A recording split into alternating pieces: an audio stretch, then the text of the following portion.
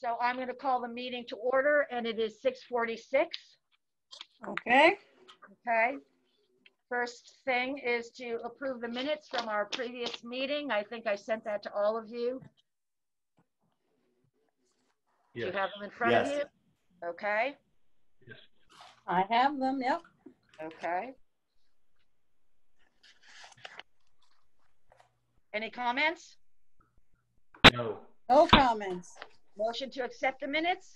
I accept the minutes. Okay. Second. Second? Motion. Second. Third. Okay. All in favor? Aye. Aye. No dissents? Aye. Okay. So it's unanimous. There we go. Okay. Ryan, or can you please do the virtual meeting information? I think that has to be included in each meeting. Am I correct? Sure, I'm a pro, so. Thank you. All right, no one freak out. I'm going to share my screen.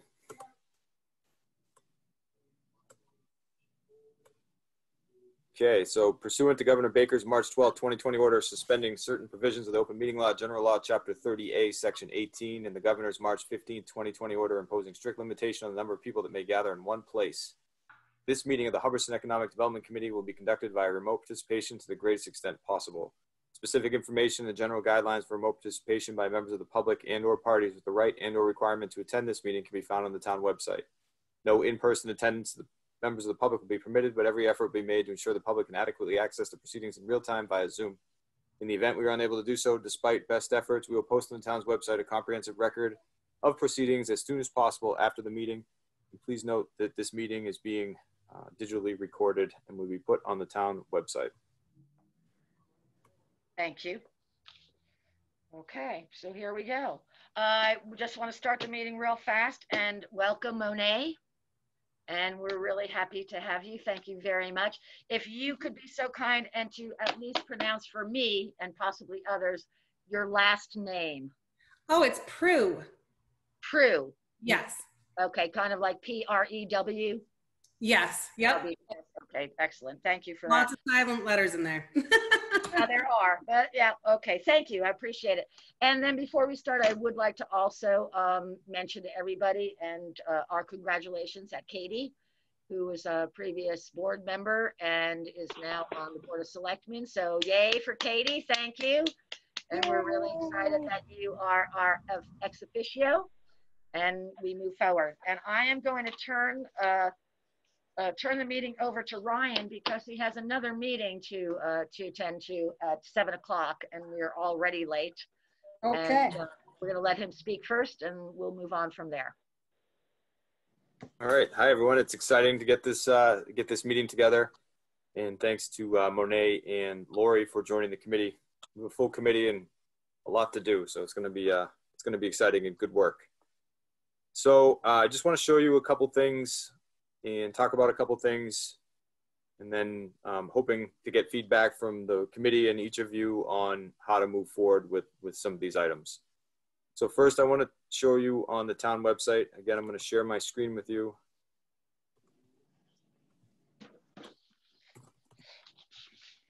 Second. Okay, so this is the town website. So just want to show you a couple things here. In this navigation where we get a lot of clicks is our news feed. Those are also emails we send out to everybody. This is the public meeting calendar, which is required by law. It is the place where this meeting is posted, as you can see right here. We also have this event calendar. So this has been something a tool that has not been used in a long time. So I want to talk about what I think would be a good use of time for the EDC coordinator, intern, or whatever we're calling the position that we'll talk about later. But this is definitely something that is easy to do. We could grant access for someone to put town events in here, and it's another source of information for people looking to visit our town. That's one spot. And then down here in our three main blocks, we have our big town center project, which we're proud of. The town center committee's put a lot of work into this. We have our Visit Hubbardston page, which I'm going to focus on, and then special events, which are those items that are special to Hubbardston that bring folks in and hopefully allow people to visit our businesses. So we spent a little of an old grant that was going to expire on this little landing page here that I'm going to click, which is called Visit Hubbardston. So the idea was to centralize some of the efforts we've been working on, and the whole idea behind these efforts is to bring people to our town and to give people in our town something to do. So this town events link right here goes right to that calendar page that I talked about before. So it'll be a one-stop shop for people if they click on this Visit Hubbardston page. Next, we had one of our Eagle Scouts work on this, which is a place for all of our recreation. Sorry, this was our Girl Scouts. I was going to say that was Cheyenne. Cheyenne, yes. The girl. 100%. Gold Star Award effort. This is just a really, really great site to see all of our open space and recreation. And this was intentionally designed to be expandable. So we're hoping to work on not only identifying these, but naming them, adding pictures, and making this even more user-friendly than it already is. So this is a great place for people who are looking to take advantage of our recreation. So then this is the Boy Scout effort, which cataloged our historic monuments and some of our veteran memorials. And this is just a start. We probably have 100 more, but we're hoping to either engage the scouting community further or local volunteers or historical commission to add places to visit. So just another interesting part of our town. Beautiful. And hold on. Okay. Lost the chair. And what's that? So then Hold on. this, There we go. Lost the screen. Oh, this is what you guys know of as Quabbin Country, or our regional effort to try and make the Quabbin towns more attractive to people looking to visit. So this site is just a really great resource that needs a lot of work. So another spot where an economic development coordinator or intern could focus to make this area even more attractive. And then finally, special events. So this is, again, a link to our special events page. We're very proud of them, and we want to make sure people continually are able to access this page and information about our special events. Okay. So the point of this is going to become a hub of many of the things that we envision this board doing, which is gathering information about our businesses, our recreation areas, and our historic places. And then in my mind, we expand it further to entice people to come and do some of these. So for example, if you visited all the historic monuments in our town, you might get a letter of appreciation from the town administrator, or a coin from the Board of Selectmen, or some type of token for visiting all these sites. And what that does is it encourages people to come to our town and hopefully spend money in our businesses, or move here and want to live in our community. Mm-hmm. So we don't have the staff to do everything we want to do with this site. So we've been trying to build out some capacity through you and other efforts to increase this visibility. So the last thing I want to share with you is your budget, which is new. So we used to pay through a grant, a regional economic development coordinator, to get a piece of some time of a full-time employee in order to do some of this stuff. So that was moderately successful, and most shared efforts are. So this year we decided, and you decided, to look for your own budget based off of the idea that you would be bringing in revenue through Welcome to Hubbardston signs and other efforts. So we conservatively estimated that you'd bring in approximately $4,000 or more on those signs. And this year we have a chance to prove that. And obviously if you brought in more, we would expand this budget more. The idea being more money that's invested in economic development means more of these things getting accomplished, which means more good stuff for Hubbardston. So there is a stipend here for an EDC position. And I know this is repetitive for some, but one of your topics tonight is to identify goals or what this position might be. And I've already suggested updating the events in the Quabbin Country site and making that content real and more accessible. We have money to revamp the Quabbin Country website here, money to do some local advertising, and then money to make those signs more appealing, more attractive, lighting, etc. So that's the initial budget that is available now. It's been passed by town meeting already. So in summary, we've built a foundation for you to work from, given you some resources in order to build on that foundation. And I'm hoping that this committee takes that on and does stuff with some of this, identifying some key roles for all of you. You all come from different segments of the community with different talents and abilities. So that's what I envisioned, and I'm hoping you make it even better, because it's still very Ryan-y and bureaucratic, as people like to say now. So it can be even better and more appealing. I only have a minute or two, so I'm trying not to rush, but just wanted to talk about the page. Is it Hubbardston, the budget? And that's it. I covered everything. Excellent.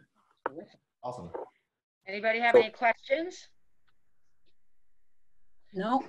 Okay, Ryan, if you could briefly let the committee know what our responsibility to the Board of Selectmen is, okay, in terms of reporting and even, you know, bringing in some revenue and that kind of thing. Can you maybe briefly give us an overview so everyone understands that?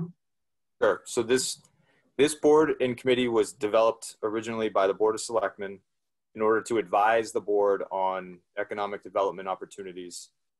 And in many ways, that's linked to the master plan, which recently redid the economic development chapter. So the idea was this board would do some of the legwork and the research necessary to inform the Board of Selectmen on what we need to do in order to increase the viability of our currently existing businesses and create the framework for what could be in terms of business development that's specific to Hubbardston, not necessarily just adding business for business sake. Right. So this board is ideally to come up with recommendations and ideas that they can bring to the Board of Selectmen for approval and for more resources. So that's the general charge of the board and why it was created.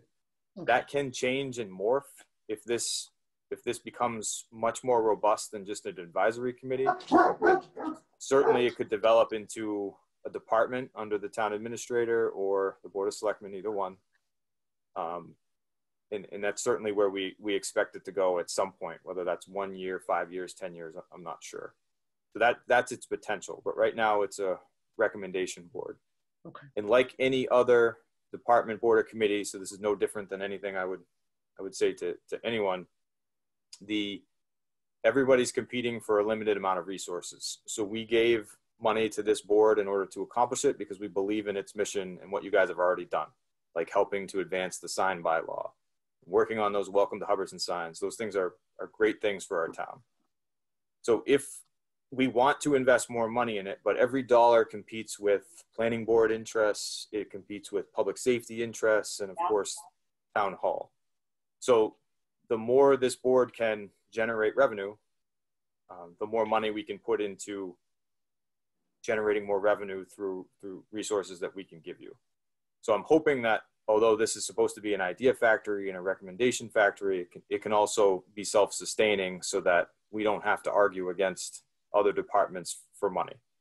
And some of that can come through grants, and I'm looking and hunting for those types of opportunities, but I do think there's a little bit of an ability to make a little bit of money, not looking to make this, a profit center, in order to be self-supporting and then not have to argue at town meeting against, say, more police coverage or another town employee.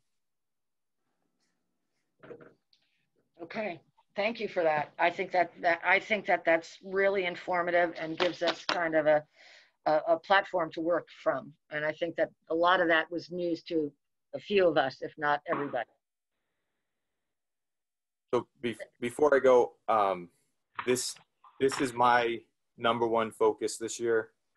Is my first year was learning about the town and really engaging in making sure that we shored up our staff and operations.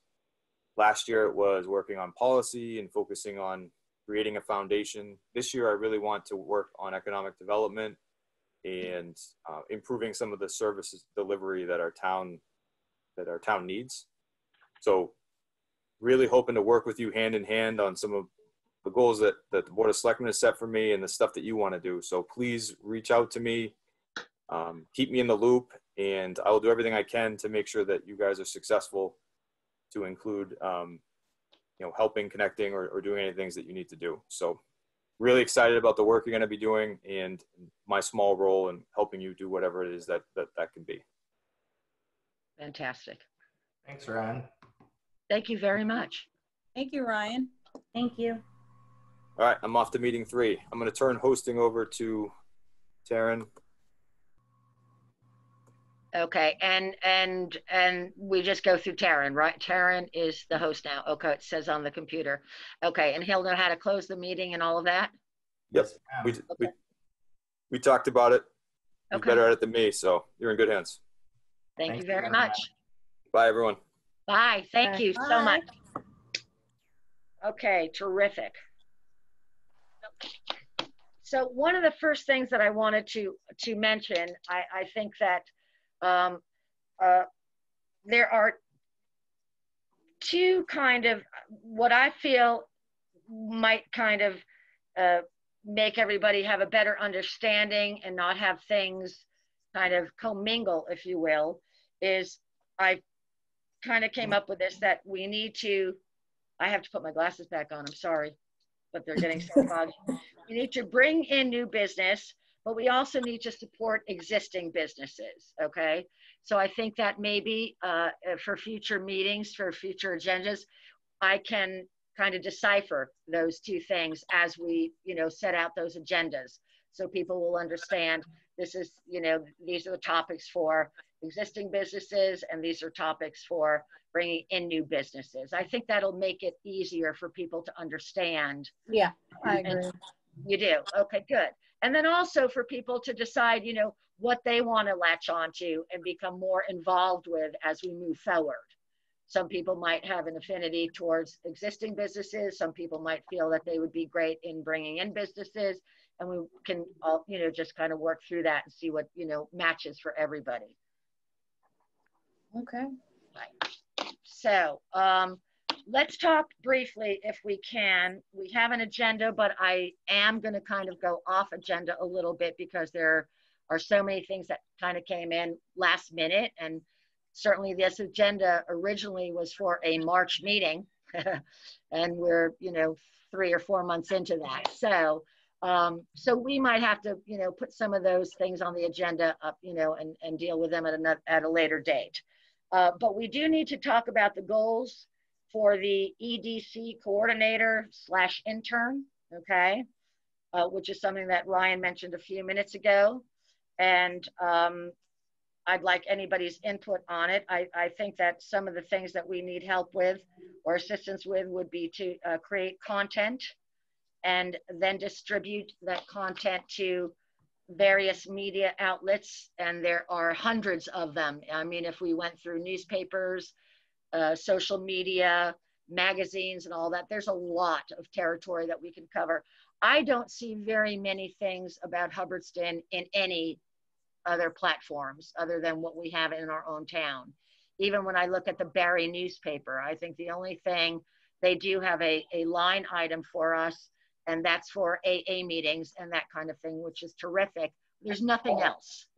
And I think that if we create some good content and we get it out to them, we'll be included. And there's a lot of readership, and I think that's an important thing that we need to accomplish.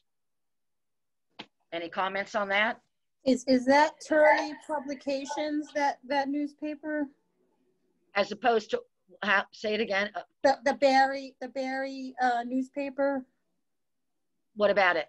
I was just saying, is that the Turley Publications? I just can't remember. I think that is Turley, correct. You're right. Okay. Yep. Do you have a connection with them? Oh, I used to. It was my photographer, and I'm not sure if he's still in town since Tiny Toes came in, but I will double check in on him. Okay, yeah, do that, do that. I mean, I think that a lot of these places, from what I can see and what I've been researching, you know, and that's what's kind of disappointing, let's say, is a lot of these platforms are really wanting information. They Right. have, you know, places to fill and that kind of thing, and they're just waiting for it. So ideally, what I'd like to do with this intern is to set that up, and so maybe get involved with Constant Contact or something like that, so that the content can go out once a week to that person, and that merely once they set up all of their uh, uh, you know, where it's going to, all of, you know, the people they want to send it to, then it's just like once a week. They just have to hit that button. Here's the content, you hit the button and it'll go out to all of them. So it's, hold on, low system resources may affect your audio quality. Try closing some applications. Oh, whatever. Okay. goals are. You're still coming through fine, Whitney. The sound is good. Okay, good. So that's, you know, so that's something that I think is really important, just to have that content being, you know, being created every single week. Or if we, you know, discover that maybe by, you know, every other week, something like that. But I think that, you know, getting it out there are so many platforms that will take that information because they're, I don't want to say desperate for it, but they want that information because it fills up what they're doing. So that's something that I think that we need to concentrate on. And the other thing that that I'd like that person, that incoming person, would be to maintain the EDC Facebook page that Taryn was kind enough to create for us and has been maintaining it. But I think that, you know, it can be built up so that we would need somebody to maybe, you know, have that as a chore rather than Taryn, who's busy with, you know, a million other things. Are there any other ideas from anybody on what we might want to have for the goal for the EDC coordinator / intern? Yes. Aaron?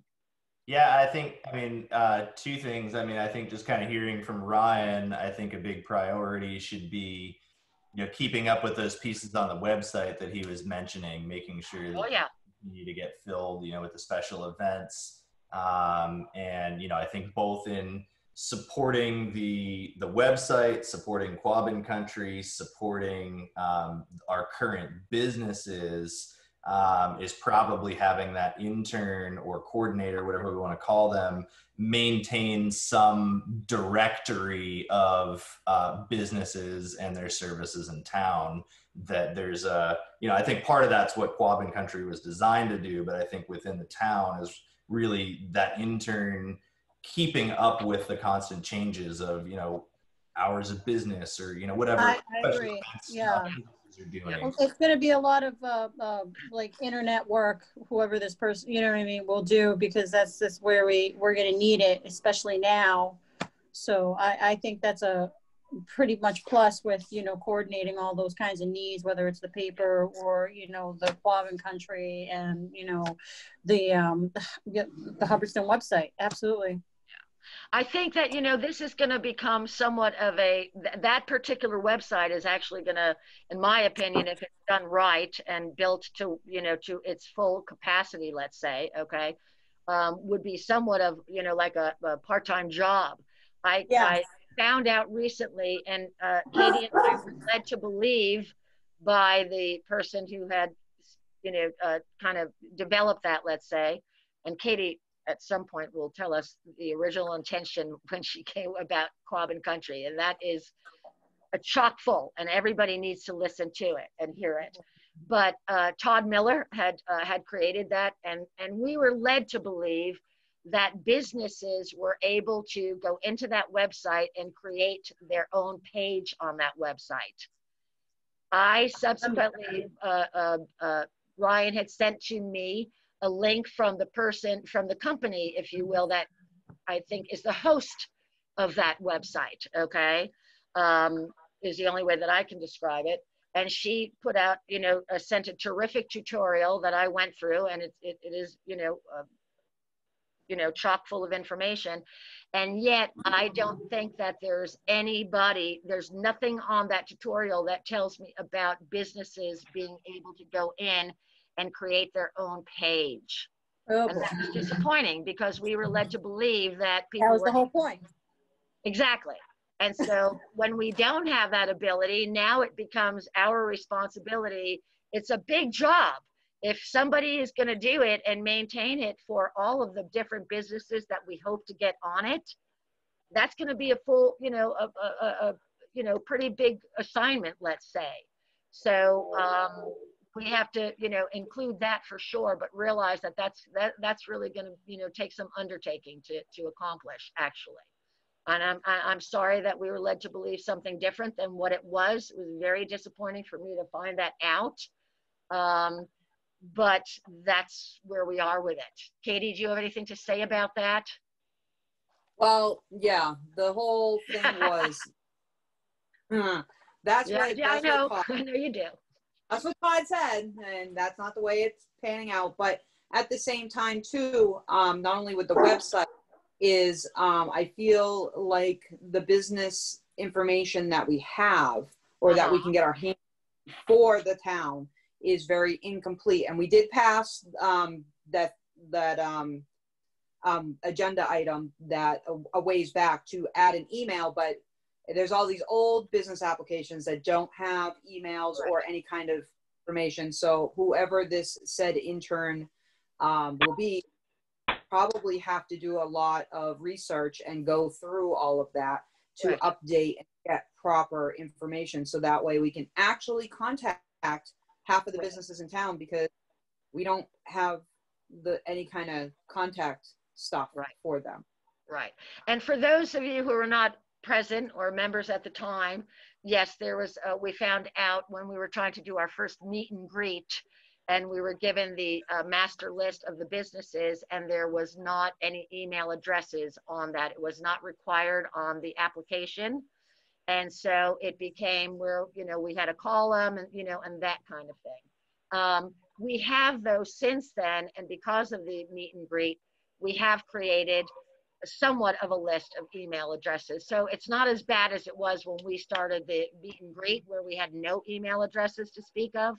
Now we have a number of them, not enough, but we're going to have to work on that for sure. But we did vote on having the as Lori produces these applications, if you will, to include on the new applications an email address, and also any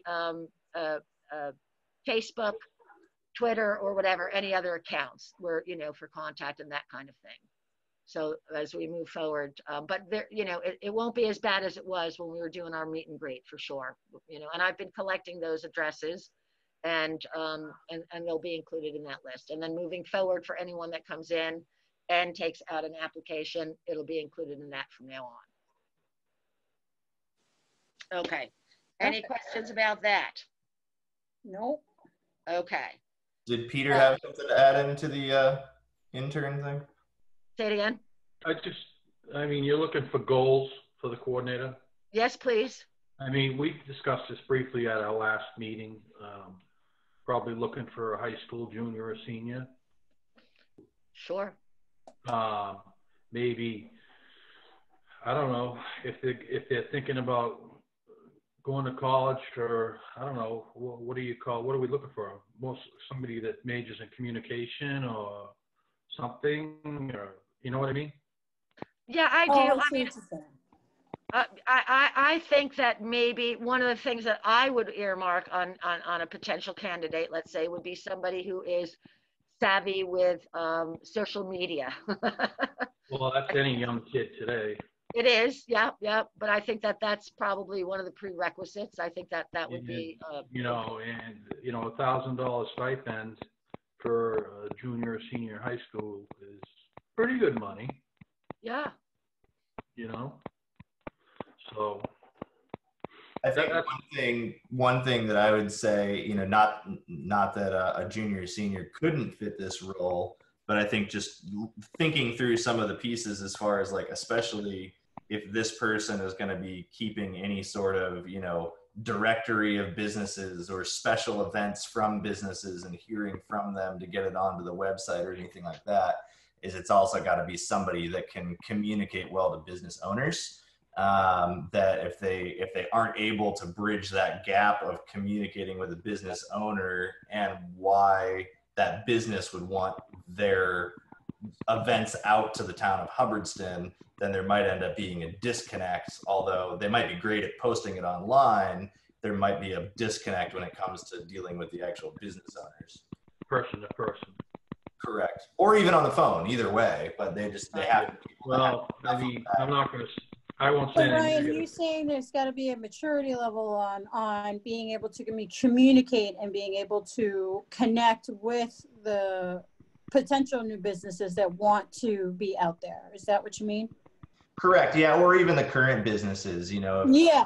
Looking at, me as a business owner, and I have somebody is reaching out to me and saying, hey, I'm the town special events economic development coordinator, and I'd really love to keep in touch with you about special events the town might want to know. That person's got to be able to communicate well enough with me, or at least have enough communication skill that I'm going to see value in taking my time to communicate with them and keep them apprised as to what's going on. I agree. I definitely agree that that's something important, and they have to have that kind of connection. So it's almost what Peter said in this sort of like subdivision of into communications and as a publicist almost. As a what? Say it again. I'm sorry. A publicist, Publicist. Like Yeah. PR Okay. and things like that. PR. That's PR. There you go. Yeah, it really is. It sounds like it's in that kind of direction, or at least in that passion for it. Yeah, and somebody, I think that the business owners and that will almost see as like a champion for them. I mean, ultimately, if that's part of our main goal as a committee, is to be champions for the businesses, supporting local business, bringing in new business. If this coordinator becomes one of the faces that's dealing with the businesses, they have to have that feeling like, hey, you're going to go to bat for me. You're going to be a champion for me. When it comes to town Yeah. issues. Sure. Yeah. Knock them out. I hear you. I agree. Can I? We're not going to throw anyone to the wolves. That's for sure. Come on. Come on, there's no fun in that. I know Monet was going to say something there. I'm sorry. Go ahead. I just have one thing about like choosing like a high school student would be that they would probably not be around for the long haul. Correct. My concern, and we want to build like a relationship with the businesses more so that like a senior is going to be going away to college. You know? Agreed. Like an annual job and then that's it. Right. Yeah. Which might be sufficient to at least help us get this up off the ground. Yeah. Right. Going forward. What's the next step after that? What does it turn into afterwards? Right. That would be my only worry in trying to get somebody that would want to stay around, and put in the fruit that's needed. Yeah, but $1,000 doesn't appeal to a high school graduate. Right. Oh, I know. It would be more of like a passionate thing, I think. I don't think that $1,000 would really bring too many people. You have a lot of millennials. A big thing that a lot of them I know are looking at. This might be how it's sold, kind of Don was saying, what Peter was saying is somebody who's looking at working in communication, maybe doesn't have the experience yet. There's a lot of young people, they're looking to be able to put that line on their resume to say, I did X, Y, Z, and this could be something we could help them build out. We could help them put it in a way on their resume that looks really good to a future employer to say, I hold this PR position in my town. This is why you should hire me. I volunteered. I got to say, it was, this volunteer passion for PR. I've got experience working with business owners. That's how it would have to be looked at. Yeah. Let me ask, does anyone know from your experience living here, do the schools get involved in that? Is that something that if students participate in, they get some kind of extra credit for it or something like that? Like community I don't service know. or something? I don't. I think you'd have to look at the vocational school. I don't know what their programs are, but back when normal service was, what were they, 1 week at school, 1 week at doing their job. Say it again. I'm sorry. I'm getting. Are you all hearing that thing in the background? Yes. Okay. Yeah. Okay. I'm not sure if it's Danielle, if it's your fan above your head. Could it be that? No, honestly, could it be that? Here, dog.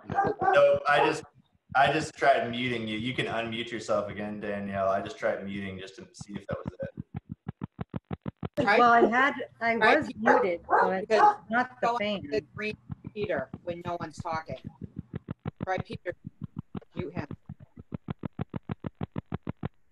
All right, stuff is phasing out on my end. Yeah, it looks like it was on your end, Peter. So Oh, something's in the background on your end that's making that clicking sound. I'm gonna and try. now it's gone. And now it's gone. I don't hear the clicking anymore. I don't hear it. Oh no, I do I hear a do. little bit. There it is. Yeah, All so right. it's something just on the background of your. It must be just a background sound or something there, Peter. So I'm in a room. Listen, hear me. I'm in a room by myself. No fans. Crazy. Nothing on. No noise. Someone vibrate on your mic. I don't even know where my mic is. yeah, so if you seem pretty comfortable muting and unmuting yourself, Peter. If you just mute yourself when you're not talking, then that's background noise. And then when you want to say something, just unmute yourself. And that's a good general practice. A lot of times, even with Zoom in general, is just mute yourself when you're not talking. Then it cuts out all the background noise that's there. So. Oh, much better. Oh, Oh, yeah. much better. Okay, thank you. Terrific. Okay, so the only thing that I can suggest right now, since the stipend is fairly minimal or whatever, is that I will work closely with that person. I will take the responsibility of dealing on the one-on-one, the one-on-one. You know what I mean? And just have them be kind of do the technical parts of it. Let's say, okay, getting that stuff posted. Putting stuff on Facebook and whatever. And if it comes to dealing with people, businesses and that kind of thing, I'm not trying to, not do it. You know what I'm saying?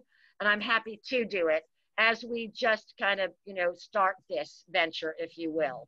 And we'll see how that goes after a couple of months and see if it needs to be revisited. But I think that that's the best that I can offer at this point. If there needs to be any conversation with, business owners and that kind of thing, I'm happy to take that up and deal with it. But I think that, the behind the scenes, let's say, is needed, really quickly, actually. I see. So you mean like introducing this new intern to the businesses and having them feel a little comfortable just to kind of get the feet off the ground type of thing. Yeah. Absolutely. And here's the person. And, from now on, I've met you and taught you. From now on, if you have any, questions or whatever, you can, direct them to that person. That makes a whole lot of sense. I know a lot of interns who do a lot of farmers markets and they have to shadow, they have to be comfortable. And after a while, then they take off and do their own thing. So, it makes the vendors feel a little comfortable. And the same for, any kind of farm intern too, so.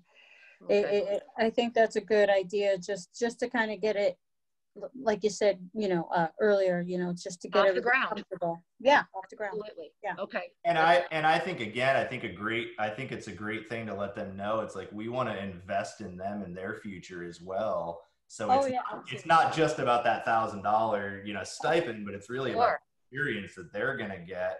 And I'm happy to invest in helping them learn some of the social media marketing and absolutely giving the tools, or working with Katie on special events or whatever. I think there's a lot there that it's like when I look at interning somewhere, it's not always just about the money, although it's nice to get that stipend. It's more about the experience that I'm getting, for me personally. Yeah. And it's important. I am a little bit surprised that our schools do not require that. And a lot of them do, of doing some kind of public service as, as credit and that kind of thing. A lot of schools do that. But yeah, okay, we'll move forward with what we've got. Any ideas? I know that, I'm sorry, go ahead, Danielle, I'm sorry. I was just going to say, at Quabbin High School, they're required to do what's called their senior capstone.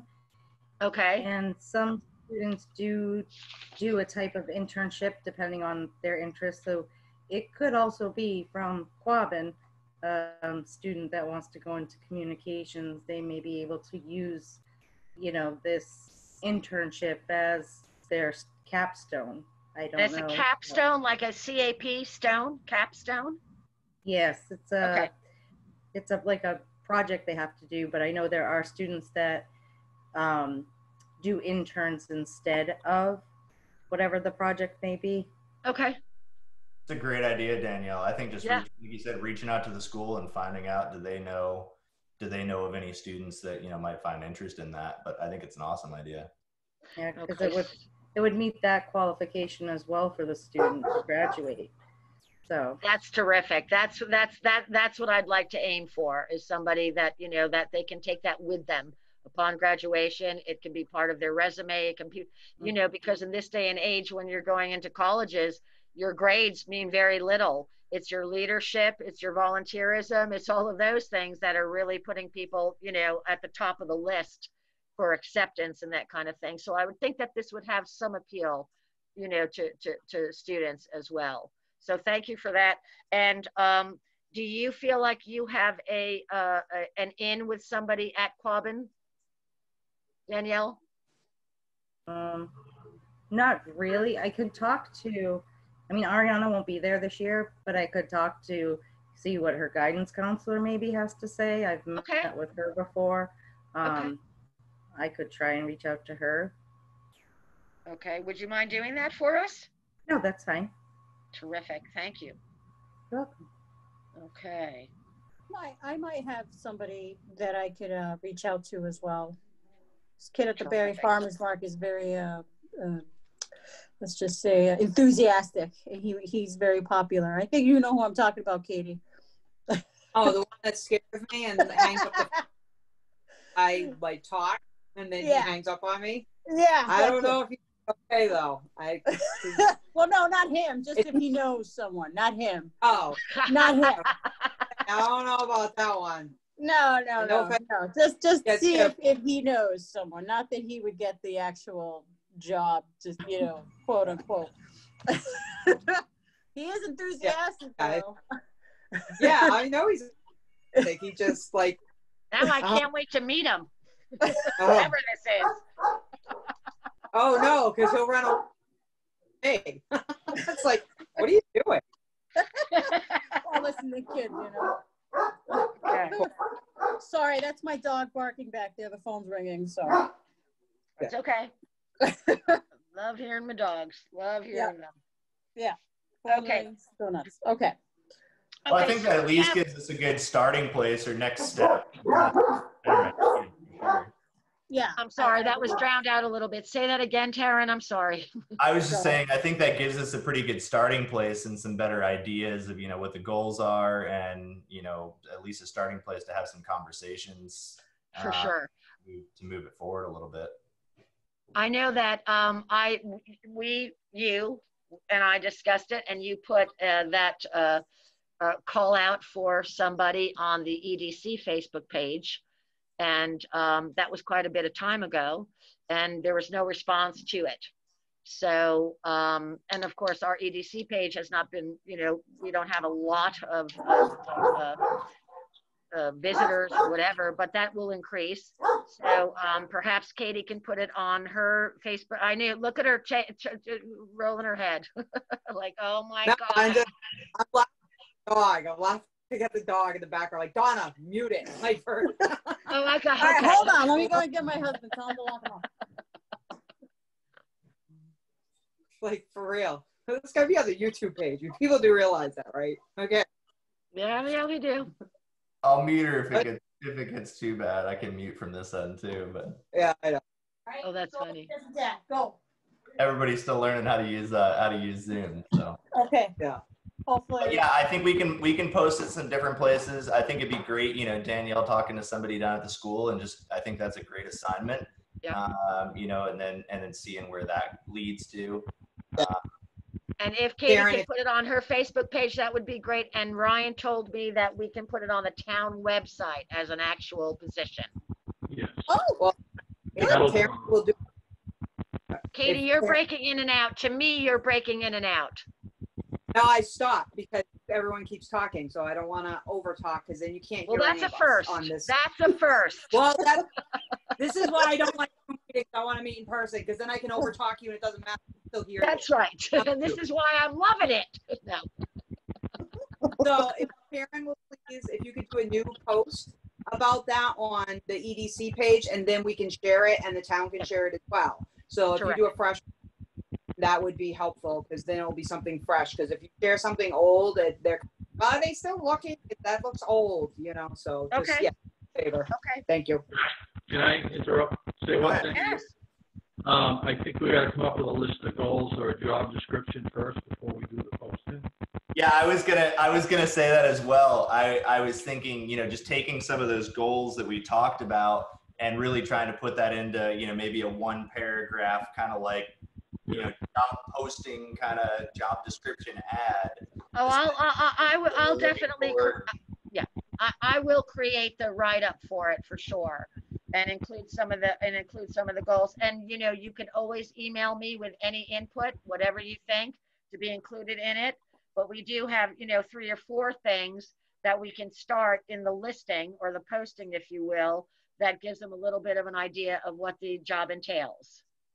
Yeah, and I think, like you said, Peter, having that be part of the post that we're going to put on Facebook, Katie, I agree, making a new post that can go out there, then that can be shared, you know, by other pages or on the town website. But I totally agree. We need that starting point. Okay. Okay. Sounds great. Okay. Put my glasses back on. And so let's move on to the feedback from the businesses during COVID, okay? Because it's interesting. It's interesting because it kind of lends us into, you know, some other directions as well. Those businesses that remained open, and that would be, you know, our markets, our pizza and all of that, and whatnot, had a very positive response. They said that, you know, they felt that they were very supported by the community during this. They were very happy to remain open and to be able to provide whatever services, you know, that we needed from them. I did get some feedback from other businesses. One in particular had said that they felt that they needed more information to what's the word, you know, to move forward with their business, okay, and that it wasn't provided to them through any of the town information. And this brings us to our small business guide, okay, which is something that we as a group have discussed in the past. The same person who had created the Quabbin Country website had, I want to say it so bad. Anyhow, no, they leave it alone. What? Just leave it alone. Trust me. Okay. So they created this, you know, this small business guide for Hubbardston, which is great. Okay. But there's a lot of information missing from this guide. And in previous meetings, we discussed the importance for transparency, especially, okay, that we were going to reach out to all of the departments and we were going to get what we call like a one-pager, okay, to describe what your committee does, what you can provide for a new business, where you can, you know, if I want to do this, blah, blah, blah, where do I go? And we want to build that up and we want to get that done with all of the different committees. We want to just talk to all of them, ask them for their one-pagers, and then finalize that small business guide and get it published, so to speak, or, you know, or printed. It's a, you know, twofold thing because it'll be a terrific guide for any potential business owners. And it will also provide a complete transparency from all of the different departments, okay? And it's a very necessary thing for us to accomplish. That was, again, something that someone brought up to me as I spoke with them. I assured them that we had discussed this at previous meetings and we were going to move forward with that. And I am in the process of doing that. So as soon as I get that done, we'll put that book together. It'll just be like stapled or whatever, not a, but a pamphlet, if you will. And that'll be readily available for anybody who wants to start a business here. And we will have full information from each department on what they can do, what you go to them for as opposed to somebody else, and like that. And I think that will make a lot of clarification for a lot of people. And even some of the existing businesses as well, as they move forward with whatever they're doing. Any comments? Anybody? Okay. One thing that I think is kind of neat that I saw, and I think that things like this would be germane to to our Facebook page is, for example, what Time and a Place is doing during COVID, where they're not now. I think, did you tell me, Katie, the other day that you thought you saw people in and out of the store? Yeah.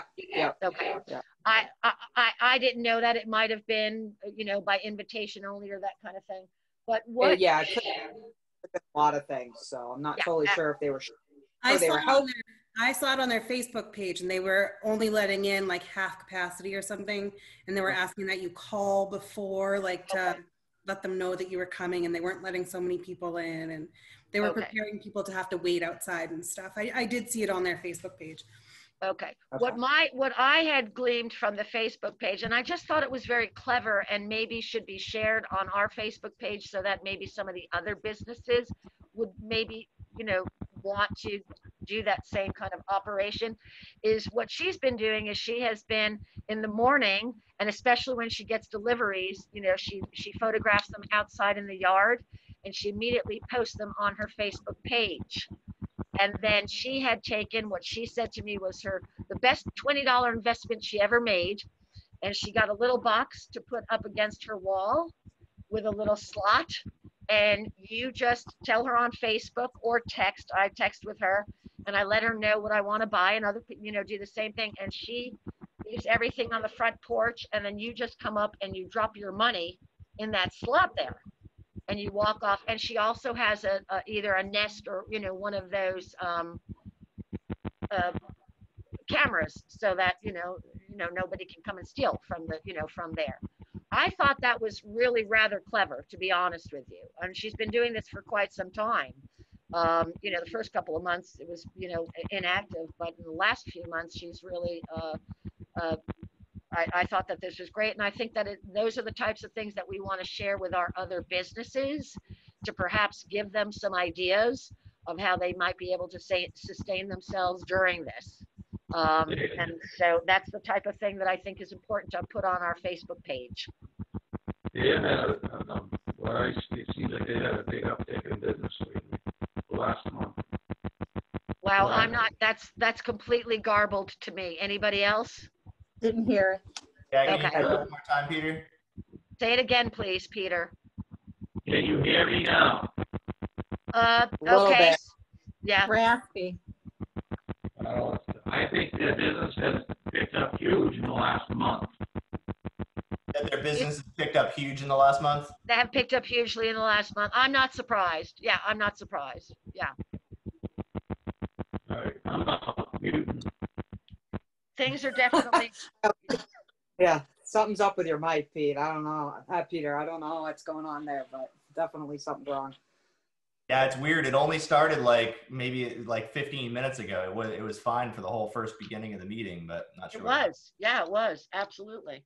Yeah, Whitney, one of the things, just kind of piggybacking off of that, as far as the Facebook page goes, I definitely think we need to get more on the EDC Facebook page, build that out a little bit more. One of the questions that I've had is, maybe just what are a couple of parameters for, here's things that we would want to post and here's things we wouldn't want to post.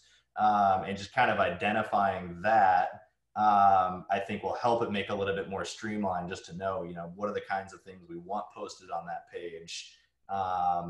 Maybe have one or two other members, as admins on that page as well. I certainly don't mind being the point person that stuff gets funneled to, but sometimes I question, you know, would this fall in those parameters of what we would want to post, or, you know, Right. with this, and then how do we chase after that information a little bit? Right.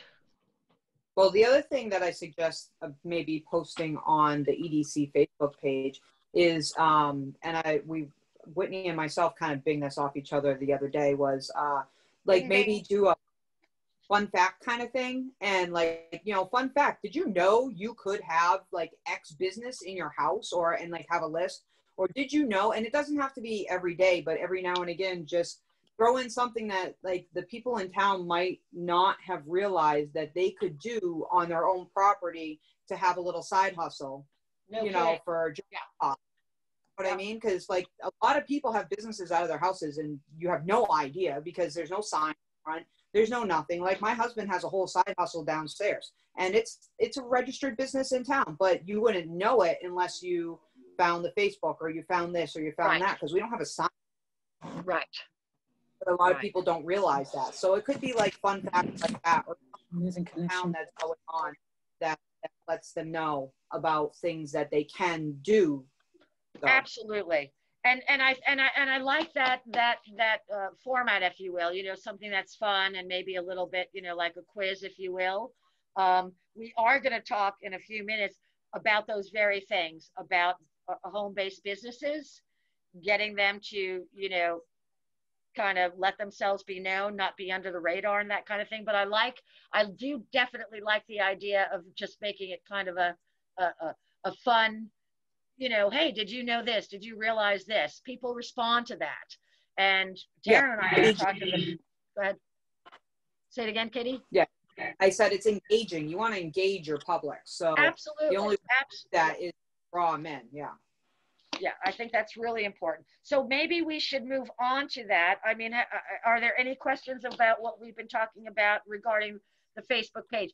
Taryn has said that he will continue to maintain the Facebook page. Eventually, we would like that intern to handle that. But in the meanwhile, he's I appreciate that he's willing to do that for us. What I'd like to propose is that I don't think that we need to play cops or anything like that. So if you come up with anything that you think is germane to the Facebook page, go ahead and send it to Taryn. You don't need to send it to me first, okay? Go ahead and send it to him. We have kind of a, you know, a preliminary, what we're looking for and the types of things that we want to include. And if he has any questions or isn't sure about something, then he would bounce it back to me. But I think we, you know, basically have an understanding of what we want to include on that Facebook page. And that would be things like, you know, what's happening with the businesses, any new information about how a business is succeeding, you know, ideas to share with other businesses so they can perhaps follow that same format to get them through this, you know, this virus lockdown and whatever you want to call like that. So is there what do you think would be the parameters for the Facebook page? Let's maybe define them so that Taryn knows, you know, yeah, I can go ahead and post that. Don't need to do anything except, you know, paste and copy and go on with it. Anybody? Well, I would say, I would say anything that's first off, right off the bat would be any Facebook page in town that already exists. If the business is doing something positive, like selling something or advertising their wares or what they offer, you can share that. Yeah. But you have to do it evenly down the list. You can't just, you know, you got to kind of randomize it out and make it feel like you're not leaning towards one or the other. And then anything like the back stuff, the stuff that needs to be educational of what we offer for towns, for the townspeople, for people to actually have businesses. And then my third thing would be any events in town, so that way people can realize that, like, what to go do, there's more to town than just businesses and the school and that kind of stuff. So any kind of like haunted hayride or, you know, harvest breakfast or anything like that. Those would be my three main goals for the EDC, because all of that has to do with building up a business, because a lot of the businesses go to the events and try to, you know, or sponsor events or do this and that. So. Okay. What was the second point you said, Katie? I'm sorry, what? What was the second thing you said? You said those are my three. She's taking, don't forget, The she's three- secretary, so that's why she needs clarification. Okay. Oh no, it's Danielle, not Donna. Oh, I'm sorry, I'm sorry, hon. Yep. I didn't see your The lips first move. one was, yeah, that's okay. The first one was to share any of the Facebook pages that Right. are already there, Yeah. for town. But the second one is to share what is available in town for either Okay. like what you can do out of your house, or even rental space, or, you know, like, hey, this is an option. Have you tried this? You know, like, anyone looking? So just informational facts about possible things people could do for either a regular business or a side hustle. Yeah. And then the third. Thank you. That's all. Yeah. I kind of, sometimes I ramble a little bit, and because it's like kind of get it all straight in my own head. You got to talking it out. Yeah, I know. It's like, I'm trying to make it so it's an actual cohesive thought, you know? Well, I totally agree. I think that all those 3 points have intact, mostly on business and building community and keeping it in Hubbardston. And that's what it's all about. Right. Yeah, so I would say, you know, one of the parameters that I'm hearing is we want to make sure that what's being posted, whether it's those educational facts, you know, here's a side hustle, here's what you can do from home, or it's an event, or it's, you know, something that we're reposting from another business, that it's all things that exist within Hubbardston. So I think that would be one of those parameters. And part of why I want to identify this too is even so that when we get that intern, we have a really good list of parameters to give to them to know what to post and repost. Definitely. Yeah. So I think that's one of those parameters is it's got to be supporting business in Hubbardston, supporting the Hubbardston community, not going and pulling from Facebook pages in Holden or Rutland or Right. Not that those are bad, but we just want our posts on the Hubbardston EDC page to be focused on things happening in Hubbardston. Right. Correct. Keeping it closed circle. Oh no, my battery's going. Sort of. That's what we need to do right now. Absolutely. Absolutely. Absolutely. I agree. Okay, Taryn, are you satisfied with you know, some of the parameters that we talked about? Are you comfortable with, you know, what I think that all makes a lot of sense. I love all that stuff that you had said, Katie. Donna, you know, I think again, making sure it's Hubbardston centric, I think makes a lot of sense. I would say, you know, forward stuff off. If you guys have ideas, just send them to me. If you're on Facebook and you want to just send it via Messenger, or I can send you my phone number later on and you can text it if you don't have it, or email or whatever. And I'll just do a quick spell check and, you know, throw a picture with it or something to make it engaging. But, you know, I certainly don't mind being the point person, but, you know, the more voices that want to feed things in, you know, I don't think are bad. So. Great. Any other comments? No. Okay, terrific. Okay, so now we're going to talk a little bit off agenda about our existing businesses. Okay, and boy, okay, I don't know about these classes. So one of the things that we need to do is we really need to get our existing businesses to register, okay, to let us know that they're there. And that's something that Katie, you and I have, you know, worked on for a while, right? I mean, that was part of the meet and greet, was trying to get people out there and let us know about you and what you have to offer and that kind of thing. Yeah. And I think that, you know, one of the ways to do that is to, you know, let them know that by, you know, kind of coming out of the woodwork, if you will, that there would be many benefits for them to be registered, because then they can be included in any of our marketing or advertising or anything. You know, in other words, if we don't know that you're there, we can't help you. But if we know make it that a you're little there, sweet spot for them so that they want to do it. say it again, I'm sorry. Well, I was just saying, making it like like a nice sweet spot for them to want to be able to do it. Something, you know, that they're going to understand is going to be something to look forward to, and a reward, so to speak. Absolutely. And, you know, and I, you know, I know there's a little bit of fear for, you know, whatever, but we had discussed a while back, and there was an agreement that, you know, there would be no penalties for any existing business that had not yet taken out a license. Okay. We weren't going to come after you. We weren't going to just, you know, go ahead and register, just pay your, you know, small fee or whatever, because then we know about you. Then you could be included in anything and everything that we do moving forward. And that's a terrific benefit for the small amount that we charge for these applications, if you will. So I think that that's something that we need to really focus on. Taryn mentioned to me the other day that he wasn't sure how many people actually in town knew that as a homeowner, you were entitled to 30% of your home going towards your business. And the amount of people that know that might be actually quite small. I'm not sure that it is, but it might be. And I think if we can advertise that and let people know that, you know, as much as possible, that a lot of people might say, this is a great opportunity for me. I don't know that it's that common throughout other towns and cities.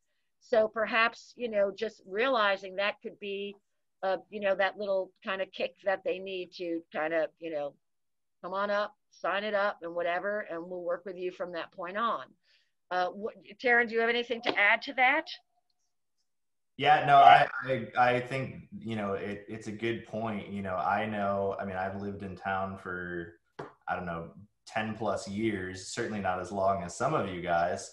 But before joining the EDC, I had no idea that that was even, you know, in the town bylaws that you could run a home business and use up to 30% of your home. I wouldn't be surprised if the majority of homeowners don't know that.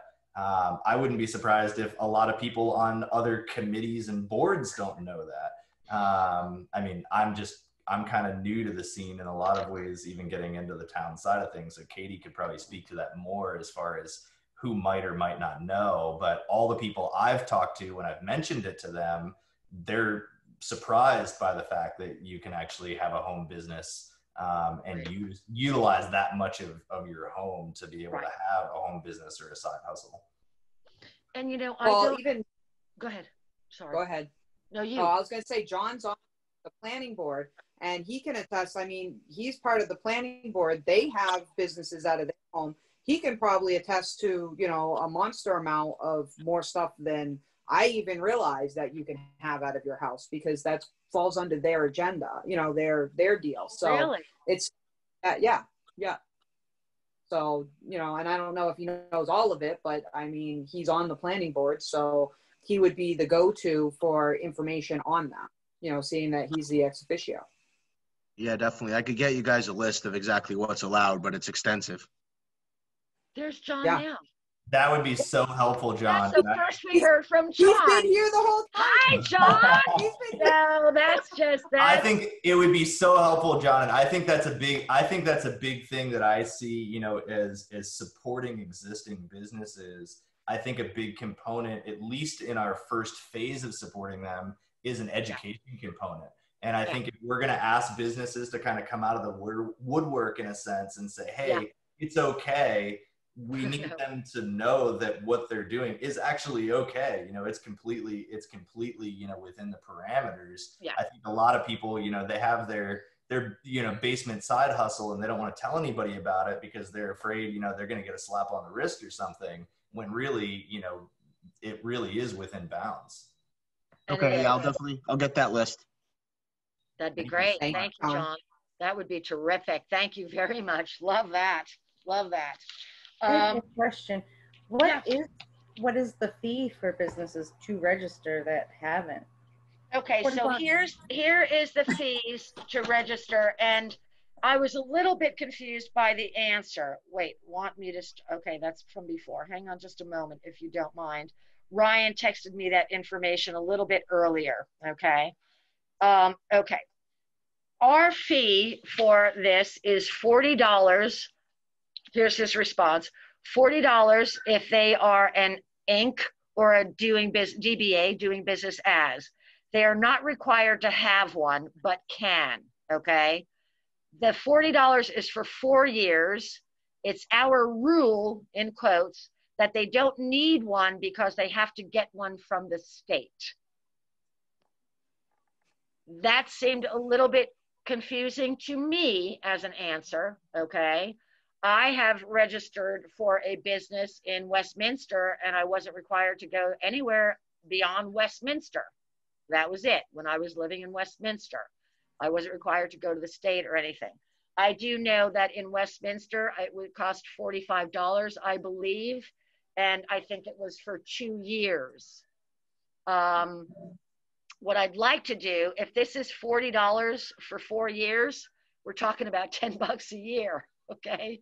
And I think that we might be able to get a little bit more money coming back to the town by raising that, not to some ridiculous amount, okay, but to some very reasonable amount.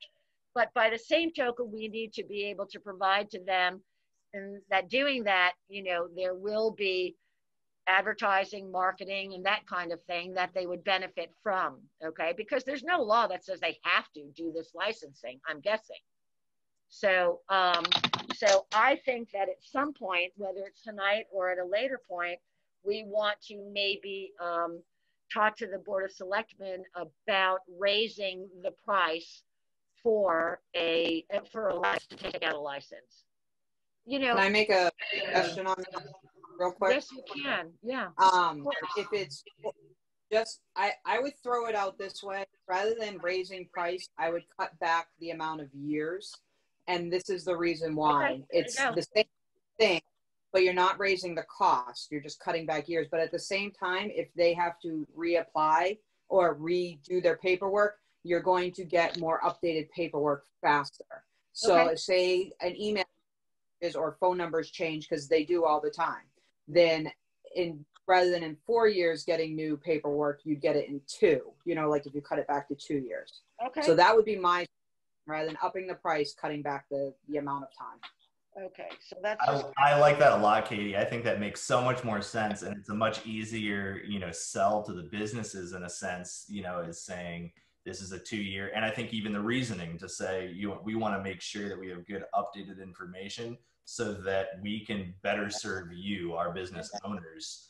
And, you know, as Whitney's talking and you're talking, I'm kind of like, I'm almost thinking in a sense, not that it's totally a business sense, but, you know, the businesses in town in a lot of ways are our customers.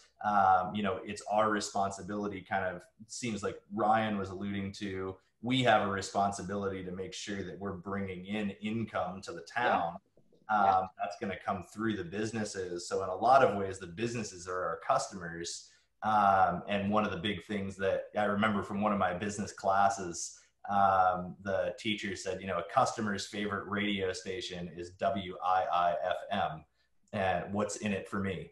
And if we can't answer that question, what's in it for me, then we're not doing a good job serving our customers in a sense. And so I think, you know, if we're talking about pulling back those years, I think that's a great way to answer that question. What's in it for me? We want to make sure that we have good up-to-date information. We're going to make sure you're included in publications. We don't want to put your old business phone number in a new publication. Exactly what I'm talking. Exactly. Right. I mean, the benefits far outweigh the minimal amount that we're asking for these licenses or these permits, whatever you want to, you know, call them. You know, once we get these publications, these tri-cards and that kind of thing, and, you know, made up, those are all things that people can, you know, be part of. And I think it's important. And I think that if they know that that opportunity is out there for them, I would think that they would want to, you know, be included in everything.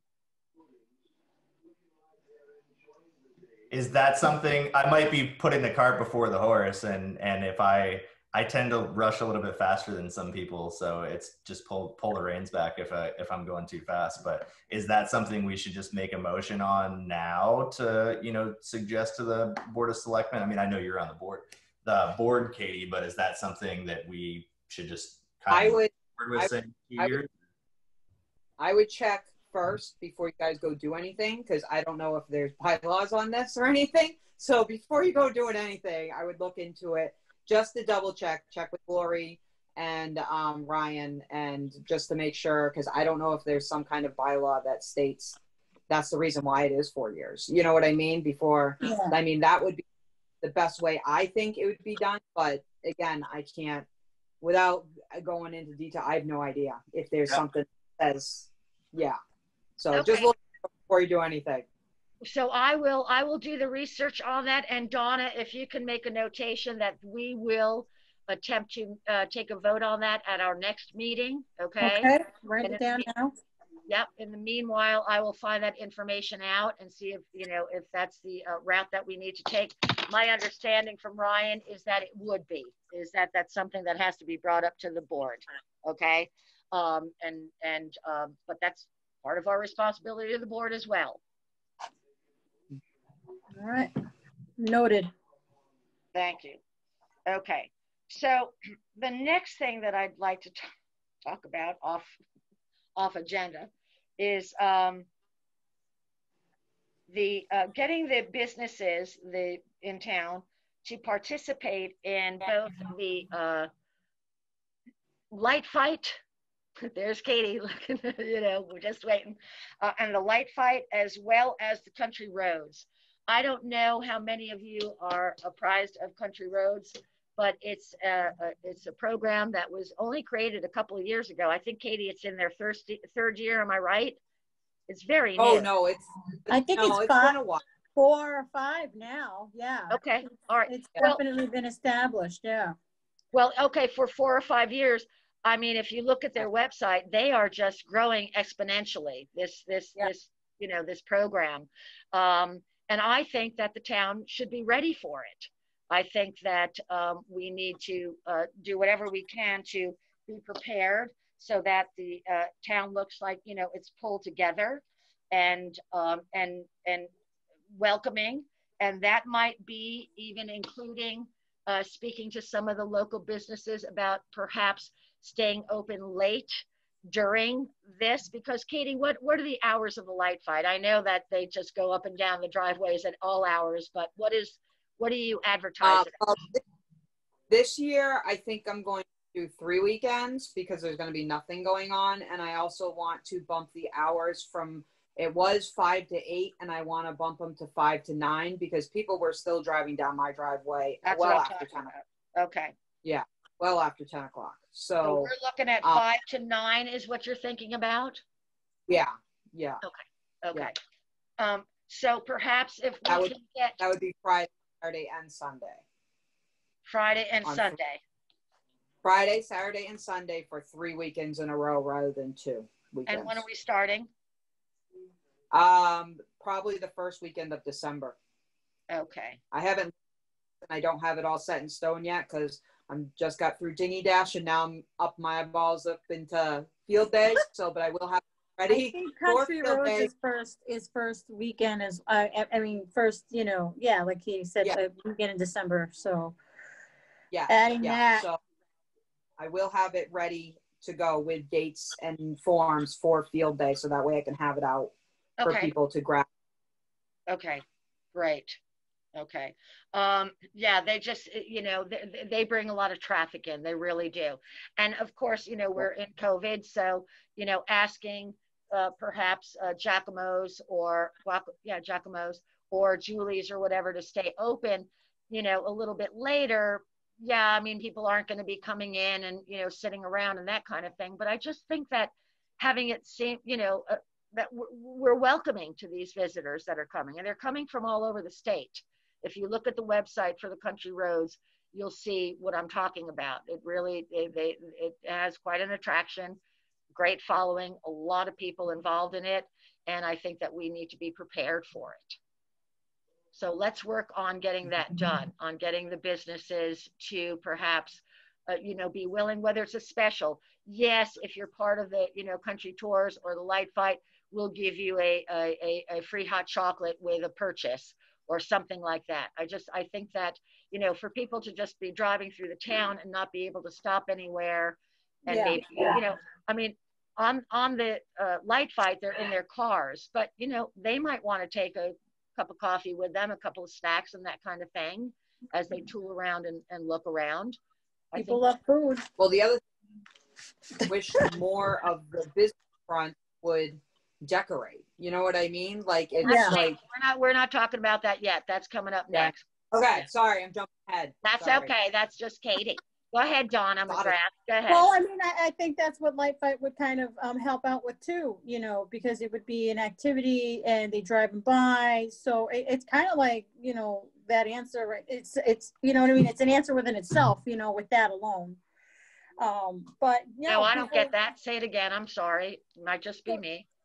It's just the fact of having Light Fight. So like, if, for instance, if we go through with the Light Fight, you know, the same weekend as Country Roads Christmas, that would add to the activity of people passing through. Oh yeah. So that would be also the answer for the decorations. Yes. Yeah. Or at least an added portion of it. Right. And it's a huge portion. Yeah. So yeah, we're gonna have to, you know, get some people kind of on board with that, to talk to a couple of businesses, and it's only 3 or 4 of them really to speak of, right? Michelle isn't here anymore. We've got Giacomo's, we've got Julie's, we've got the market, we've got the pizza parlor. Any other suggestions of what might be? I don't know really of anything else that would be germane, let's say. I mean, there's no point in sorry, Monet, you know, for you to stay open, right? I mean, you know what I'm saying? You know. No, but decorating. Oh my gosh. Okay. We have another business decorating this year. I already told you, Katie, I we would. need to move on to decorating now. Yeah, that's a huge. We have a cute building, so it'll be worth decorating. Yes. Yes. Yes, Absolutely. definitely. and that's something else that, you know, that Katie and I had talked about previously. Yeah, it is important for, I think, that the storefronts have some kind of uniform in terms of, you know, holiday decoration. Doesn't have to be over the top or anything like that, but at least have something that seems welcoming, that, highlights the holiday and that kind of thing. I personally am willing to put that expense in whatever we need for decoration. And I'm only talking about maybe each storefront having wreaths, or, you know, if there are any pillars, maybe having them wrapped and that kind of thing. I'm happy to provide all of that, and also to decorate. I mean, I feel like, you know, we're limited in the spaces that we have. I could probably get the town decorated in one day, really. Oh yeah. Yeah, if that. No. So I think that's now, is that something that, you know, would go under the beautification or, you know, the town center? I don't know, but I think the ED kind of grab hold of it and fly with it. That's my opinion. I don't want to wait for anybody else. I agree. I think that it's a good, you know, way to feel that uniformity of, you know, the holidays coming, and they're coming up and they're going to be here any minute. So to have every, you know, storefront basically, you know, coincide with, you know, the activities and add to it, and it'll really help families kind of, you know, get things, you know, set off and feel like, you know, they don't have to necessarily just stay in and worry so much, you know what I mean? And have them be a lot more active and proactive, actually, you know, because it's going to definitely need that feel good kind of, let's just put it out there, you know, Christmas Carol feeling, you know what I mean? In order to really touch people and get them, you know, out and about. And yeah, I agree. I think that, you know, I think that some people feel like, you know, this Christmas or these holidays, everybody's going to lay low and whatever. Yeah, exactly. I think they're that already talking about it with Halloween. So exactly. But I feel the opposite. I feel like if we can provide something that, you know, is homogenous and just, you know, lovely and whatever, I think that people will gravitate to that. I really do. I think that people. I do too. People definitely want to be involved. So I agree. Yeah, they do. I think that the Light Fight this year is going to have just hordes and hordes of people. There's no doubt in my mind that people will be here. Every single night that it's going on, and then some, they're going to be here. And I just want the town to be ready for it. I want it to be welcome. Absolutely. And for people, when they finish with their drive-through, to say, let's go back next weekend, or let's go back in March, whatever it is. Yeah. That looked like a great town. It looked like fun. Absolutely. It looked pulled together. Those are the things that we want for people to see when they come to town. That sounds right. Okay. I agree. All right. So a couple of things. I'm sorry. Go ahead, Taryn. Go ahead. I just had a quick thought, and this might be the wrong direction, but I'm just thinking, kind of along, and not to give Katie one more thing to potentially do, but why not? Why not? Part of the idea is, creating that sense of community, that sense of, as people come through the town, this is a place that I want to come back and visit. I might want to move here, whatever all those other things are. And it might also, help solve another need is, with those weekends, be potentially, great weekends to have the Girl Scouts out, and giving them a spot to set up and do a hot cocoa stand or a hot cider or something along that lines might help them have a great fundraising opportunity for all the things that they do, but also give that sense to visitors coming through that there's a place that my kids could get connected if I was to get more involved in the town. That's a good idea. Katie, what do you think of that? What do you think about the logistics of such a thing? I can ask right now. Girl Scouts is very heavily regulated. We're having a hard time getting through the rules and regulations of what they're allowing us to do. Okay. So as time goes on, we will see where that goes. Now, I do understand the whole community base of that with the kids doing it, but the Hub Market usually does give out free hot cocoa to anyone that does want to come in, and I do post that. The last few years, he's always offered. That was one of the things, they could get a hot beverage if they went into his store, per person, no questions asked, either coffee or cocoa. So he has had a few people take him up on the offer, but I'm hoping that maybe the diner will open up this year and maybe do some kind of grab and go, kind of bag snack thing. It doesn't necessarily have to be a meal. It could be just snacks for the car. Maybe Giacomo's will. I'm not sure. The Pizza Palace usually is open, so they just we're good. Just send them our way. I'm like, okay. So I'm trying to work but even a suggestion for Giacomo's of a drive-by, pick up a bag of cookies and take it on your way to go see the lights. Exactly right. That might be helping them, just even with the logistics of, how do they get that whole pull through in the parking lot in order to handle the traffic, or can people pull off on the side of the road without having to pull in to buy that bag of cookies? Can we work with people on that at all, to where we can maybe make some allowances that make that a little bit more feasible for businesses to do that? I don't know. Yeah. We'll have to see what they're willing to do first off. They're willing to be open. Absolutely.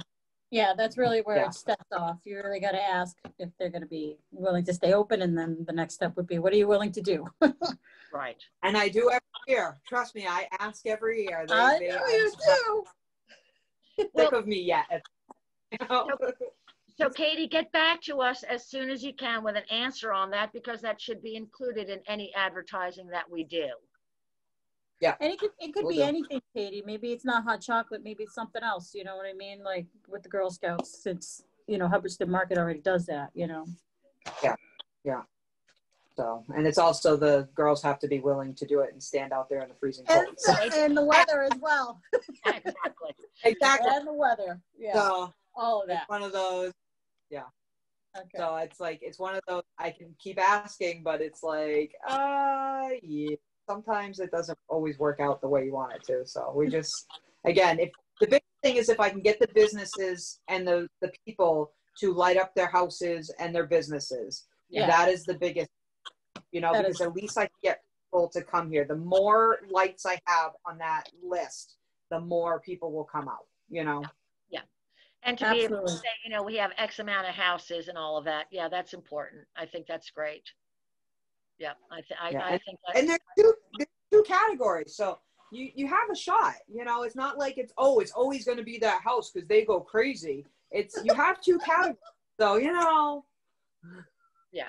Do we maybe add a category, Katie, for like best decorated business or something like that? That could be a third category that might motivate businesses to get more involved and decorate their businesses. We could look at that. Right now, Yeah.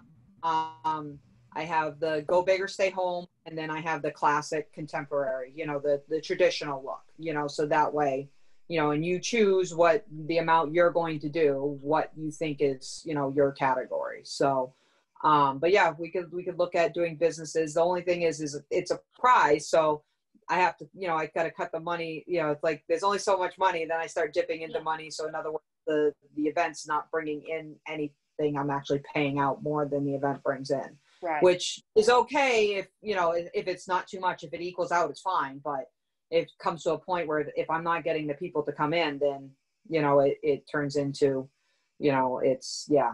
So, but yeah, I can look at that and see if we can divvy it out a little bit less. Go ahead, Danielle. Sorry, I'll shut up. Well, businesses may be willing to participate in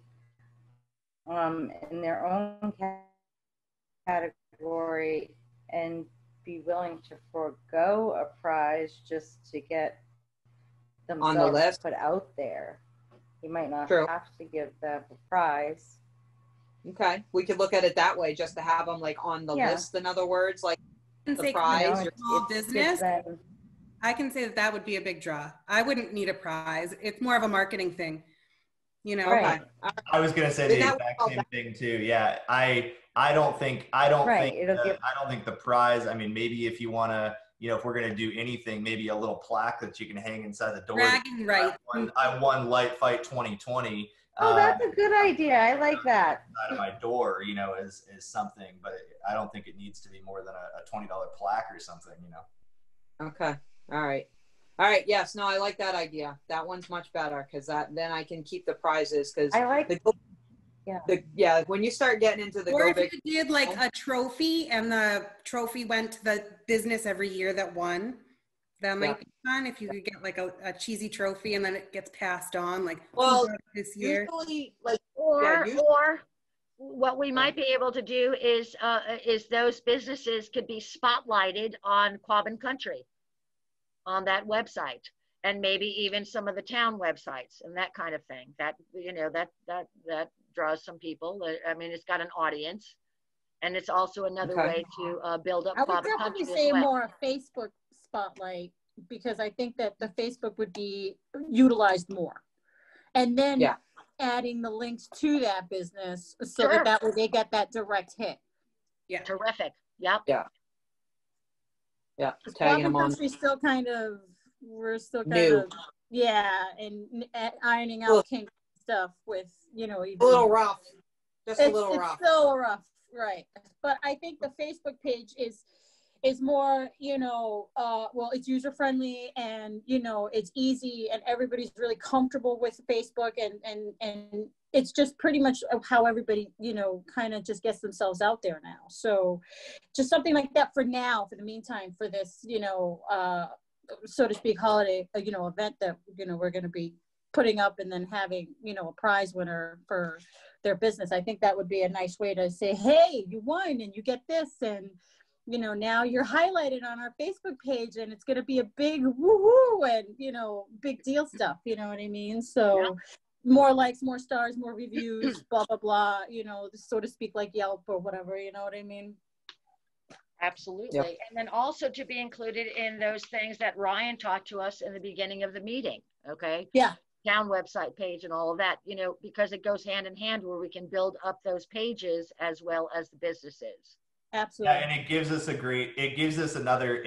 another reason to engage the businesses through the end of the year. Oh yeah. Again, answering that what's in it for them kind of thing is, hey, we want to help you get into the light fight. This is going to help you have some recognition. We have our own business category that's in there this year where people can vote for the best decorated business. But to be part of that, we're now capturing their name, we're capturing their email address, we're capturing their phone number, all that stuff that's got to funnel into that business directory and website and all right there.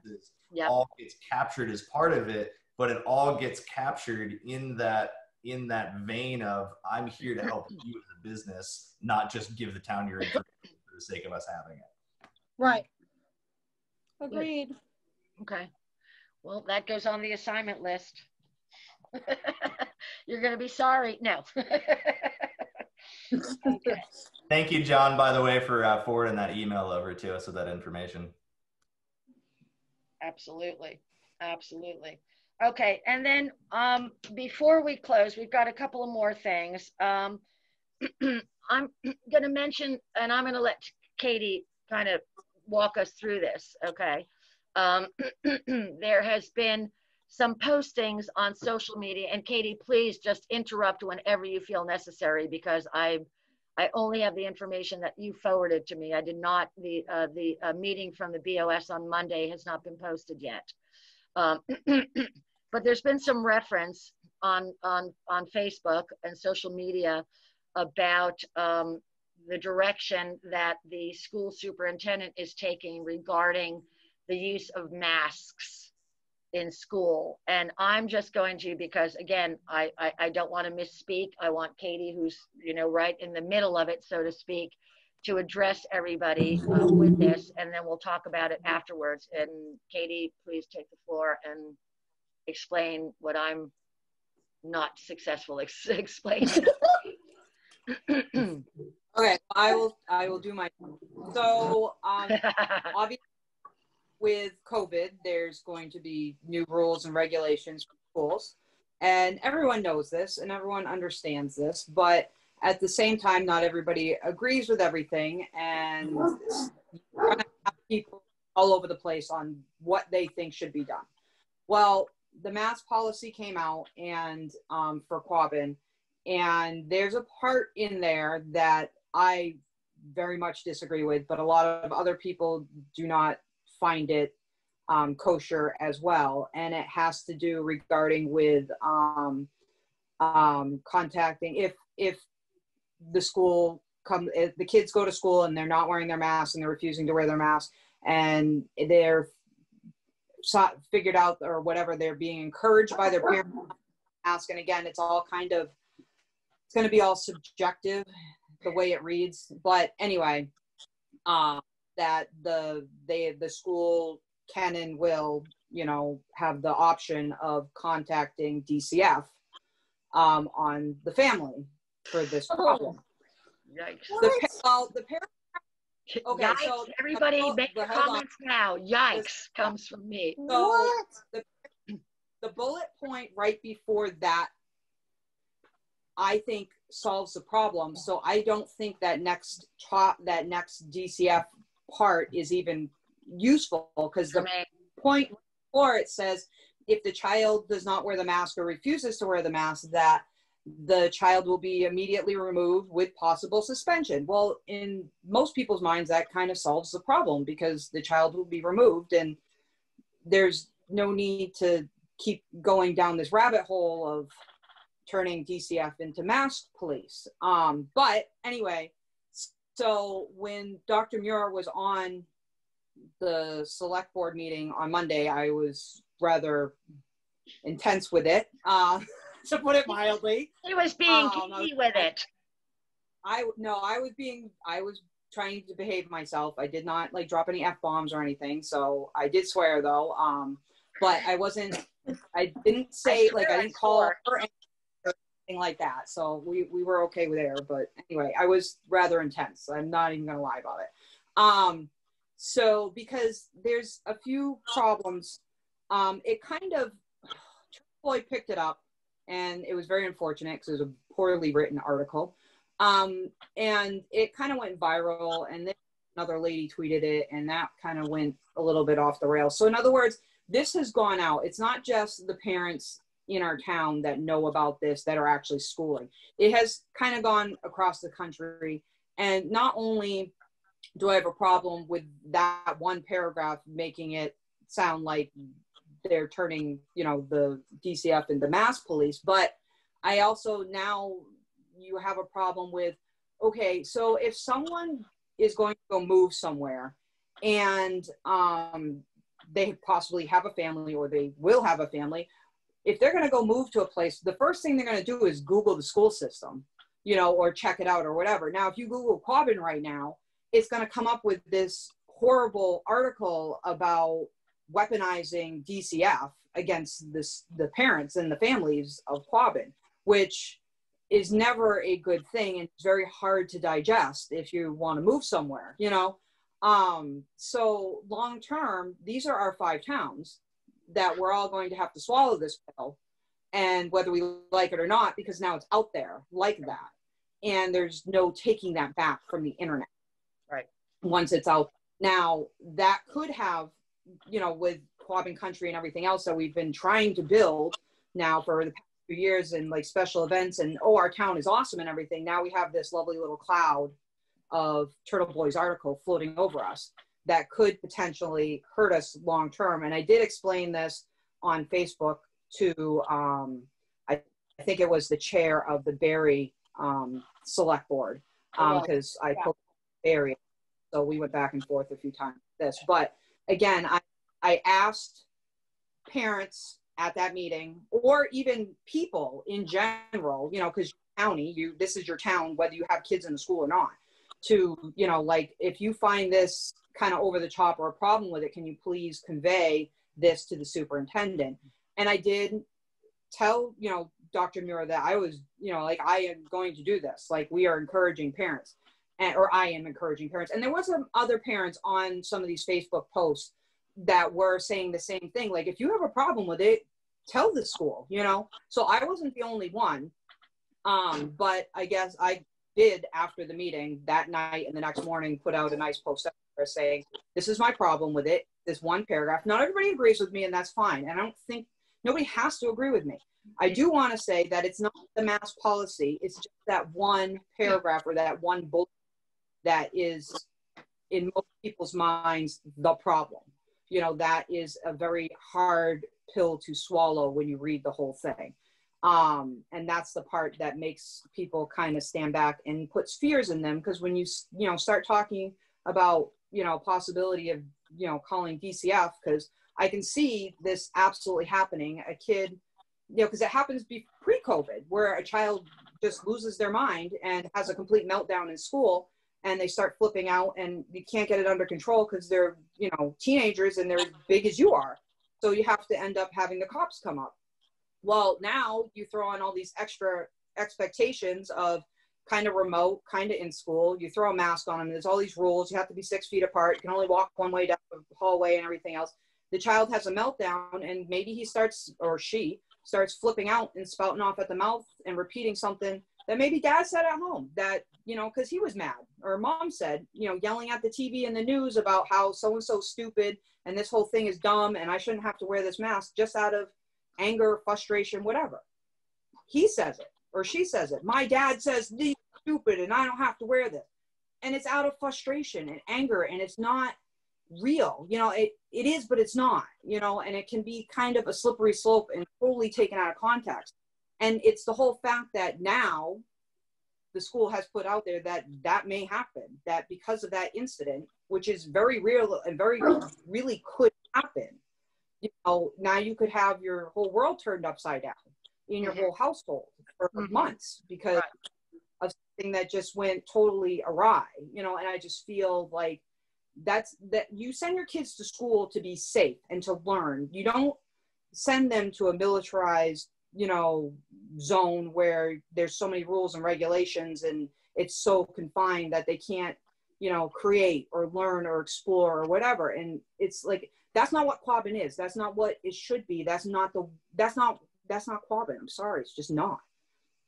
And so anyway, I implore people to email Dr. Muir. Now I just got a message, and I don't know if it's true or not, that Dr. Muir, someone sent an email and Dr. Muir is no longer taking emails. So I don't know if we done blown up her email, and I don't know how true it is, but during this meeting messaged me saying, yeah, her email isn't working anymore. So I don't know if it's a bad connection with them or she closed her email because it was too much, or I'm not sure. But I would say, I told that one person, I will tell anybody else, if you can't get through directly to Dr. Muir, you can either call or you can contact the school committee members, which you can find their email addresses on the school website. And again, be tactful and be, make it an actual, real email. Don't be yelling and swearing and whatever. You gotta make it make sense, but convey your feelings and where you stand, good, bad, or, different, whatever, either way. So some people don't feel that goes far enough, and other people think it's way overboard and it shouldn't even exist. So I did look around at other schools in the area to see what their mask policies did look like, because maybe the other ones are all like this. Sure. And none of them are remotely like this. So I think it's a little bit, okay. It's really overboard in my opinion. I'm not even gonna pretend. I think it's way out there and that it's way over. So, but again, to each their own. And if you have a problem with it, just ask that you contact the school board or whose rule is this? It's the school in general. It's the school's policy. So really? It's all of Quabbin School District. Yeah. So it goes from anywhere from pre-K up to high school. And the DCF thing is the state? No. No. DCF is the Department of Children and Family. But it wasn't it was not mandated by the state. Am I correct, Katie? This was not mandated by the state. It was mandated by the superintendent. Well, each school comes up with their own rules, but yeah, the mask rule is down from the state. You do have to wear a mask if you're in public. But the DCF, the DCF is not mandated from the state. No. Right. Okay, yeah. So this is the superintendent's idea to get the DCF involved? Well, when I asked her where it came from, she said it was the lawyers that drew it up. And I'm like, well, just because a lawyer draws it up doesn't mean you have to put it in exactly that way. I'm like, it doesn't pass the sniff test for me. I usually... DCF can't handle the workload they have now with all the abused children. How are they going to handle that? Well, that's what I'm trying. Understood, but that's not the point. The point is that once it's out there in the public, in social media and all that, and we can't take it back. We can't retract that. We can't get anyone to retract that. And that's. Now, is this something that the school committee voted on, or this is just the superintendent's idea? I am not sure. I haven't. No, she did not go. She said that the lawyer wrote it up and that it was implemented that way. I am not sure if the school committee did vote for it or not. And that's why the next, the other step would be is contacting obviously the school committee, to voice concerns as well, because they do, have to this, other towns can contact, select boards as well to see if they can help with the situation. Yeah, but again, I don't. We're one of 5 towns. We send an awful chunk of money to that town for that school. I would think each town should have a say, not one person. Well, but it's one school. But it's one school. So, how do you delineate? It's 5 towns that supply the money for that school to operate. Yes, it is. Agreed. Well, my hope is that and people of superintendent's salary realize that it's a problem. You know what I mean? Like that one bit needs to go, and maybe that they will hopefully remove that one section. Yeah. Yeah, I'm going to shut my mouth. I'm muting. He's muting. Okay. Now, the reason that I thought that this was germane to be speaking about at our meeting was because, in my opinion, I think this is shared. We've talked about this before. The two prevailing things, the two prevailing things, in my opinion, as well as others, when people are looking to relocate or to move somewhere, is number one, what is the taxes and what is the school system? Okay. And I feel that in some part that this, I'm sorry.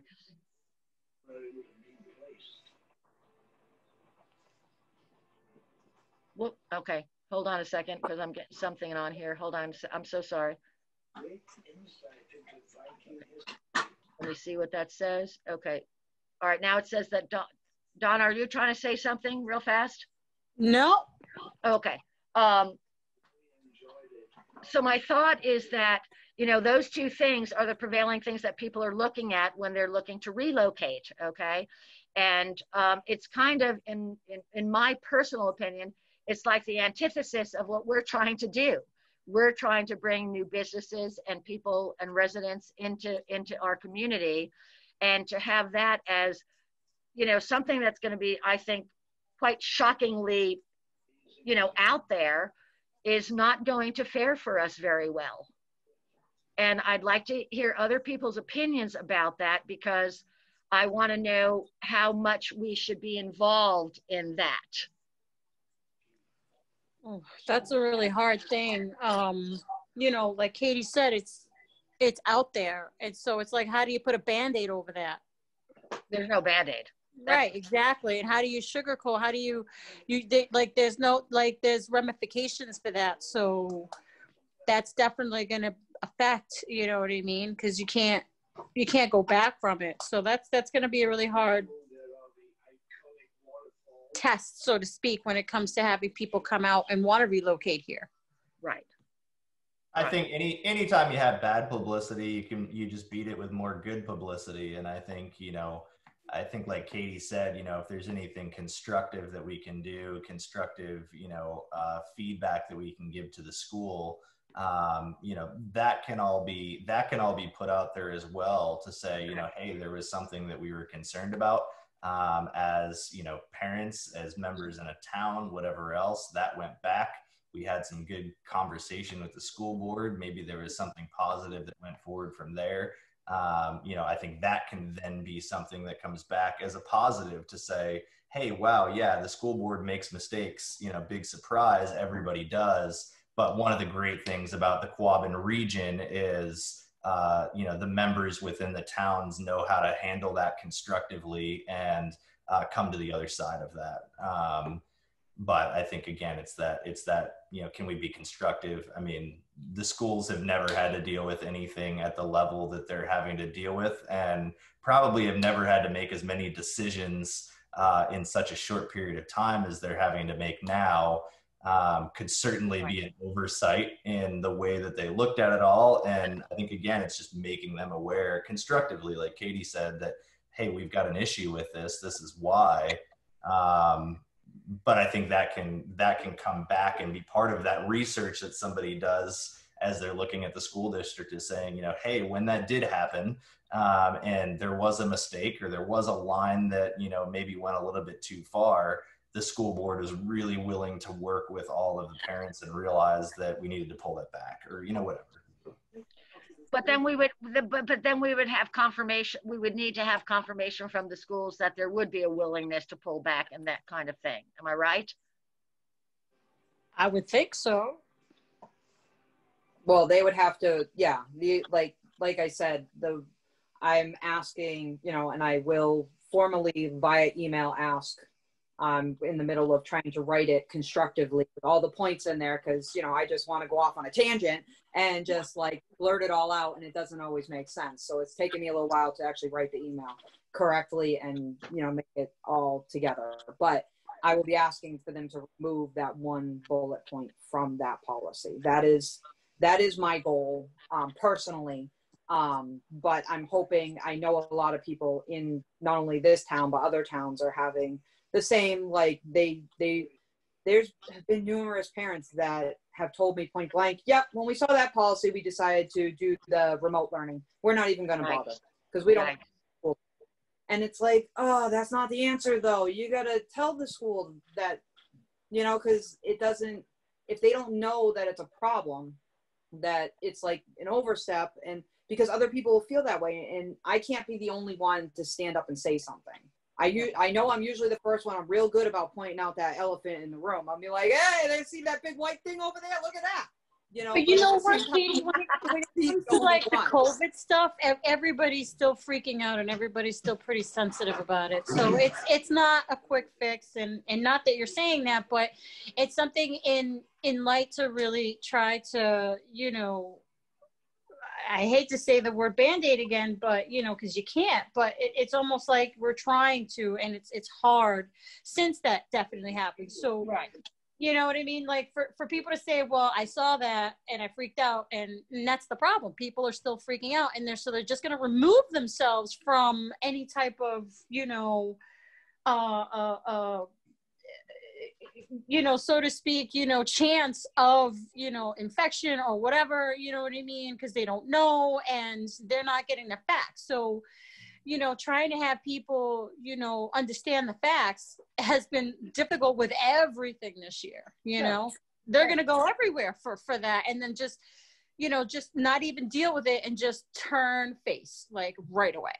You know what I mean? So that's hard. It's a hard thing, you know, because of COVID.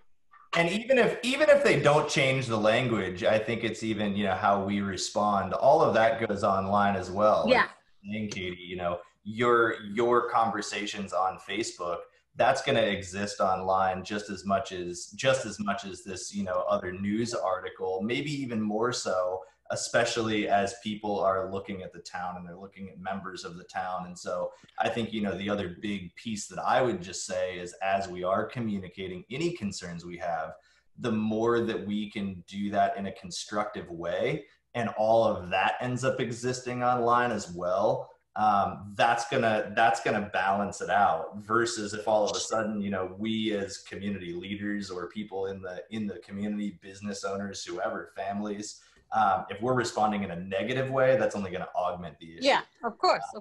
The more we can respond in a positive way and have all of that live online, whether or not they decide to change the policy, all of the positive communications can help outweigh that one negative post that's out I agree. But the negative post will be out there regardless. It'll remain. Katie, I'm going to ask you, if there was, if we were able to get her to remove that one paragraph, okay, do you think we can kind of come back from that, or do you think since it's out there? Well, I mean, eventually that post, the Turtle Boy article, will eventually subside. You know, as time goes on, it's going to take a while. It'll get buried. It'll get buried, won't it? Yeah.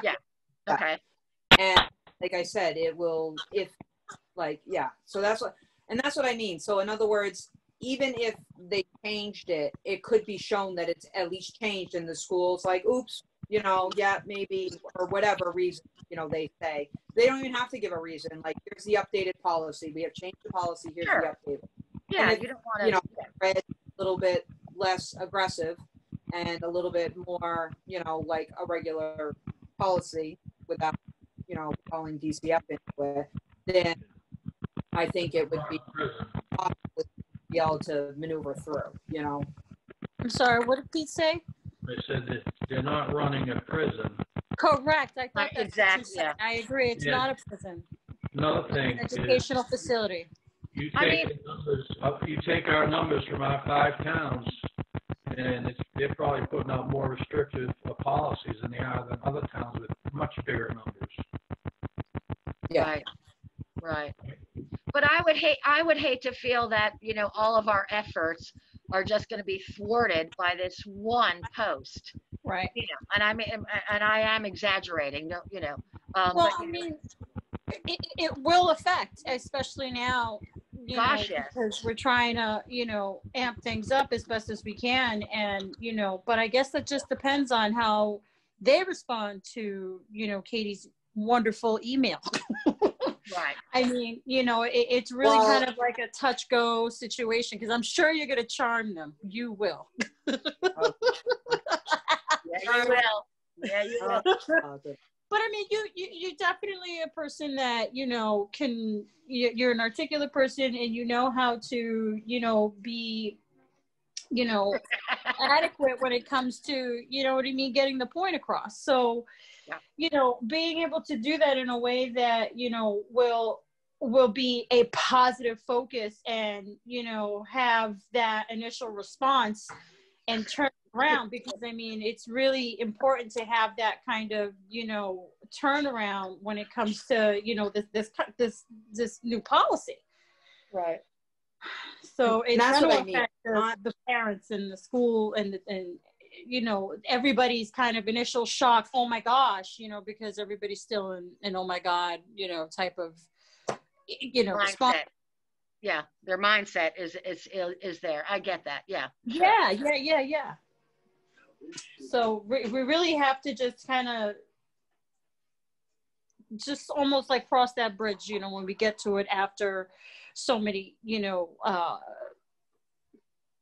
trying to get through to that, you know what I mean? So it would be hard to just be like, how we're going to recover when we have to just take that first step to see, you know, what their initial response would be after hours. Well, yeah, I mean, I you know, I don't want to wait to see what happens. Again, I feel that, you know, having that kind of auspice over our community that, you know, right, that you know, we're dealing with, you know, DCF or whatever is not a good thing. Right. I think that we kind of need to nip it in the bud sooner than later, because again, for all of our intentions and what we're doing and the work that we've been putting in for the last year, I don't want to see that just, you know, blown out of the water by this one paragraph. Agree. Totally agree. So just to, I mean, just kind of a balancing side, and I'm not saying that I don't think that this paragraph is, you know, potentially going too far. I personally don't love the language that they chose to use, but just to kind of balance off, you know, that this is going to all of a sudden, you know, destroy the town or, you know, all the work that we do. Yeah. I spent the last couple of minutes while we've been talking just searching on Google a whole bunch of different ways, you know, Quabbin District and Hubbardston Schools. And I had to specifically put in Quabbin High School mask policy to come up at all. And so I'm not saying that it's not out there, but you have to really dig for it and know the issue at this point for it to go up on a news article. So I'm going to acquiesce to Katie. I feel, if you agree with me, Katie, I don't know, tell me. I feel that social media kind of overrides some of the Google searches. Well, the thing is too, is people are still sharing it too. Yeah. So it's not, you know, because the parents are slowly, some of them aren't even aware of it. Like I was just at a Boy Scout meeting last night and they asked me, so how's it going with being a selectman? And I was like, oh, I'm stirring the pot every day, you know, and they're like, you know, typical, it's Katie. Yeah. What's new? Hey, Katie. Exactly. And so they you know, started talking and they're like, what mask policy? And they're like, they have kids in the school. They haven't seen it yet because it, you know, it's still filtering through to all the parents. They, you know, they didn't click the link and read it all. Well, today that person, you know, posted on there, yep, like they read it and yeah, this is ridiculous. You know, so in other words, they're still filtering through it. And I just saw it posted, that Turtle Boy you know, article again today on somebody's feed. You know, going, oh my God, did you see this? You know, like it's still filtering in. Yeah. It's hanging over us. It's permeating. It is. Yeah. Well, it's still festering. But clearly, you know, to be a resident without kids, with kids, you know what I mean? You got to dig deep, because there it is. Taryn just, you know, looked it up and he couldn't find anything unless he was very specific. So, you know, and it could be very clicky and you know, within whose kid and what kid and all that other stuff, you know what I mean, for this Turtle Boy and, you know, the comments. So, I mean, honestly, I can't think of like a one, you know, one word answer to say this is how we could address it, because there's just so many layers to it, you know, and I think that's a better way to describe that, because I mean, sure, you know, things get clicky with stuff like that, you know what I mean? But, you know, when it comes to people searching and looking and then that pops up, Terrence just tried doing that and he couldn't find it. So, I mean, how true is that? You know what I mean? I can't go to my iPad and look because my phone is going to die and I'm plugged in and I'm stuck on my couch now. But, but you know what I mean? It's like, how do we put that to the test to say, hey, okay, like, let's try to, you know, address it like Whitney is saying, you know what I mean? Because she doesn't want it to keep boiling and stirring up the pot, so to speak, you know? But Tara, let me ask you, I mean, you went through a Google search, correct? I did probably 15 or 20 different Google searches, different words, you know, not to say I did an extensive, you know, looking at it all. I did see the post that Katie's talking about, so I'm well aware of it. Right. Yeah. But it took a minute. But it took a minute because he went into Google search and not the Facebook platforms and the social media platforms. And I think it can exist at different places. And I think the big thing is, I mean, I think, like Katie said, you know, the great suggestion to give people is, I think the same suggestion, you know, whenever there's an issue, is come up with a constructive way to respond to it, you know, go and do something about it. So, I mean, I think, you know, what Katie's already done, I think is phenomenal. Absolutely. If you don't have an issue, I'm going to go. But if you have an issue with something, then don't just ignore the issue, but go and deal with it in a constructive way. And I think as a committee, as we hear about that, you know, part of our responsibility can be to say, hey, here's the person you talk to. And Katie's great at that, you know, getting us to the right person to say, hey, there's an issue you've got, you know, this is the person to go to that is really the person that needs to hear your thoughts. I think if the 5 towns get together as one and write one letter, it might have more strength than an individual town. Okay, but how do we get there, Pete? How would you do that? Well, I would say the chair of the committee maybe reach out to the chair of another committee member in another town, and so on and so forth. And they all I'm more than willing to do that. Absolutely. Like one letter, it's not potentially, if they go through with this, it's not potentially hurting growth now. You're hurting growth going forward. Yes, yes, and you are, and they are, absolutely. Yes. And maybe I guess just my balancing. I'm sorry, Peter. Go ahead.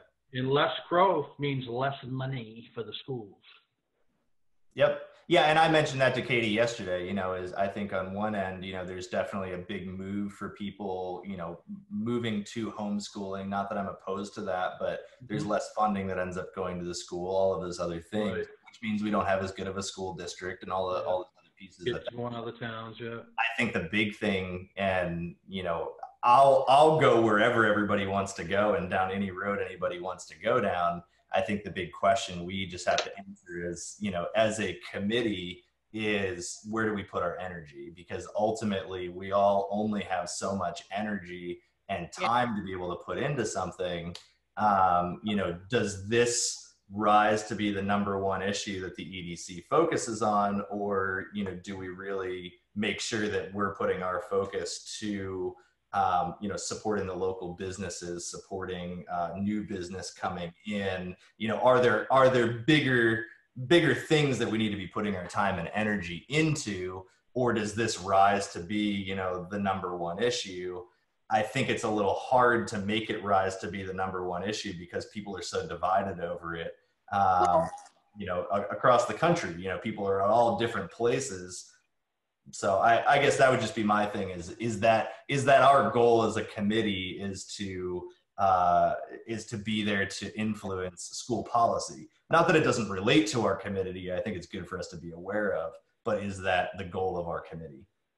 Well, you know, I don't think that it's the goal of the committee, but again, I'll repeat what I said earlier, that, you know, we've been together for a year now and even a little more, and we've, I think, made some strides in our efforts. And I think that it's just kind of, it's really disappointing to think that that can just be, you know, overridden by what's, you know, by what's prevailing out there, by what's, you know, by what people can find as they're doing their searches and looking at the community and that kind of thing. And that's what I want to try and avoid. I don't know that, I don't know that removing that paragraph or whatever, what change that will make, but I think that, it certainly affects us because again, our commitment is to bring in new business and that kind of thing, and new residents. And that is something that's going to, be, popping up immediately as people are looking under, in social media. And I just want to try and see if there's a way to kind of, stave off the hemorrhaging or whatever that expression is. That's just my personal feeling about it. I certainly appreciate, everybody's input, but that's my input is I feel that we do need to, I feel that we need to, kind of be proactive in maybe having this removed if possible. And I don't know, all of our efforts might be just meant to, like, okay, well, you said what you want to, and we don't care what you said, and we're going on, with our theory about this. But I feel that that's just kind of giving in a way. That's how I feel about it. Katie, what do you have to say? My opinion is going to be the same as I said on my select board meeting is I ask any town person or parent or whatever to please reach out to the school committee or the Dr. Muir, whoever will take emails. You can hit them all, whatever, but if you have concerns or you think it's bad for whatever reason, to email them and tell them why. Great. That is my personal stance. So in the end, I think we need to make a decision whether we want to, as a committee, to approach this, to send this email. And everyone can do it individually if they want to, for sure. There's no laws that says that you can't.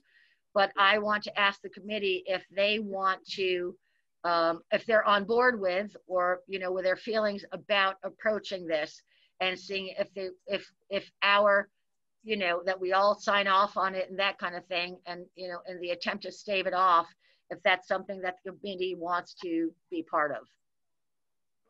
I would say, kind of just going along what, Katie's suggestion was, just kind of as you were describing that and reiterating it, Whitney, I think if everybody's on board with it, I would be very open to putting my name to, here's an email from the Hubbardston Economic Development Committee. That's what I'm asking for. That's what I'm asking for. Yep. Katie helps to, craft that in a way that's going to come across the right way. Here's our concerns, as to how this is going to affect Hubbardston from an economic development standpoint. And then that comes from, the Hubbardston Economic, Development Committee, the EDC, to, somebody at the school to say, here's our concerns in a very constructive way. I would definitely put my name to that email in that standpoint. Okay. Can I hear from anyone else on their thoughts about that exact thing? Yes, sounds good. Sounds good. Okay. Danielle? There it is. I had to find the button. Yeah, that sounds good. I agree. Okay. Monet? Well, my personal opinion on it is I think that it's more of a parent thing. I don't think that it's generally I don't think that it really will affect the economy of Hubbardston too much.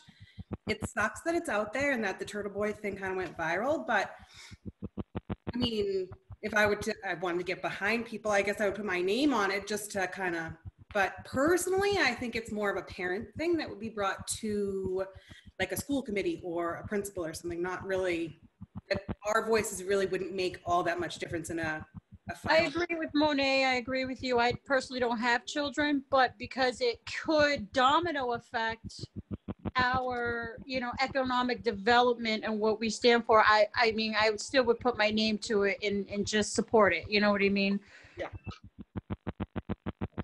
This is John. I would definitely put my name on that. Yeah. Yeah. Okay. So, do we want to, shall we take a vote on that?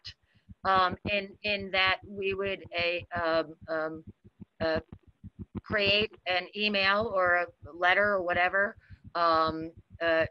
voicing our opinions, and send that through. Everyone is entitled to do it individually, as a parent, as a resident, as whatever. I don't have children either, but I have very strong feelings about this.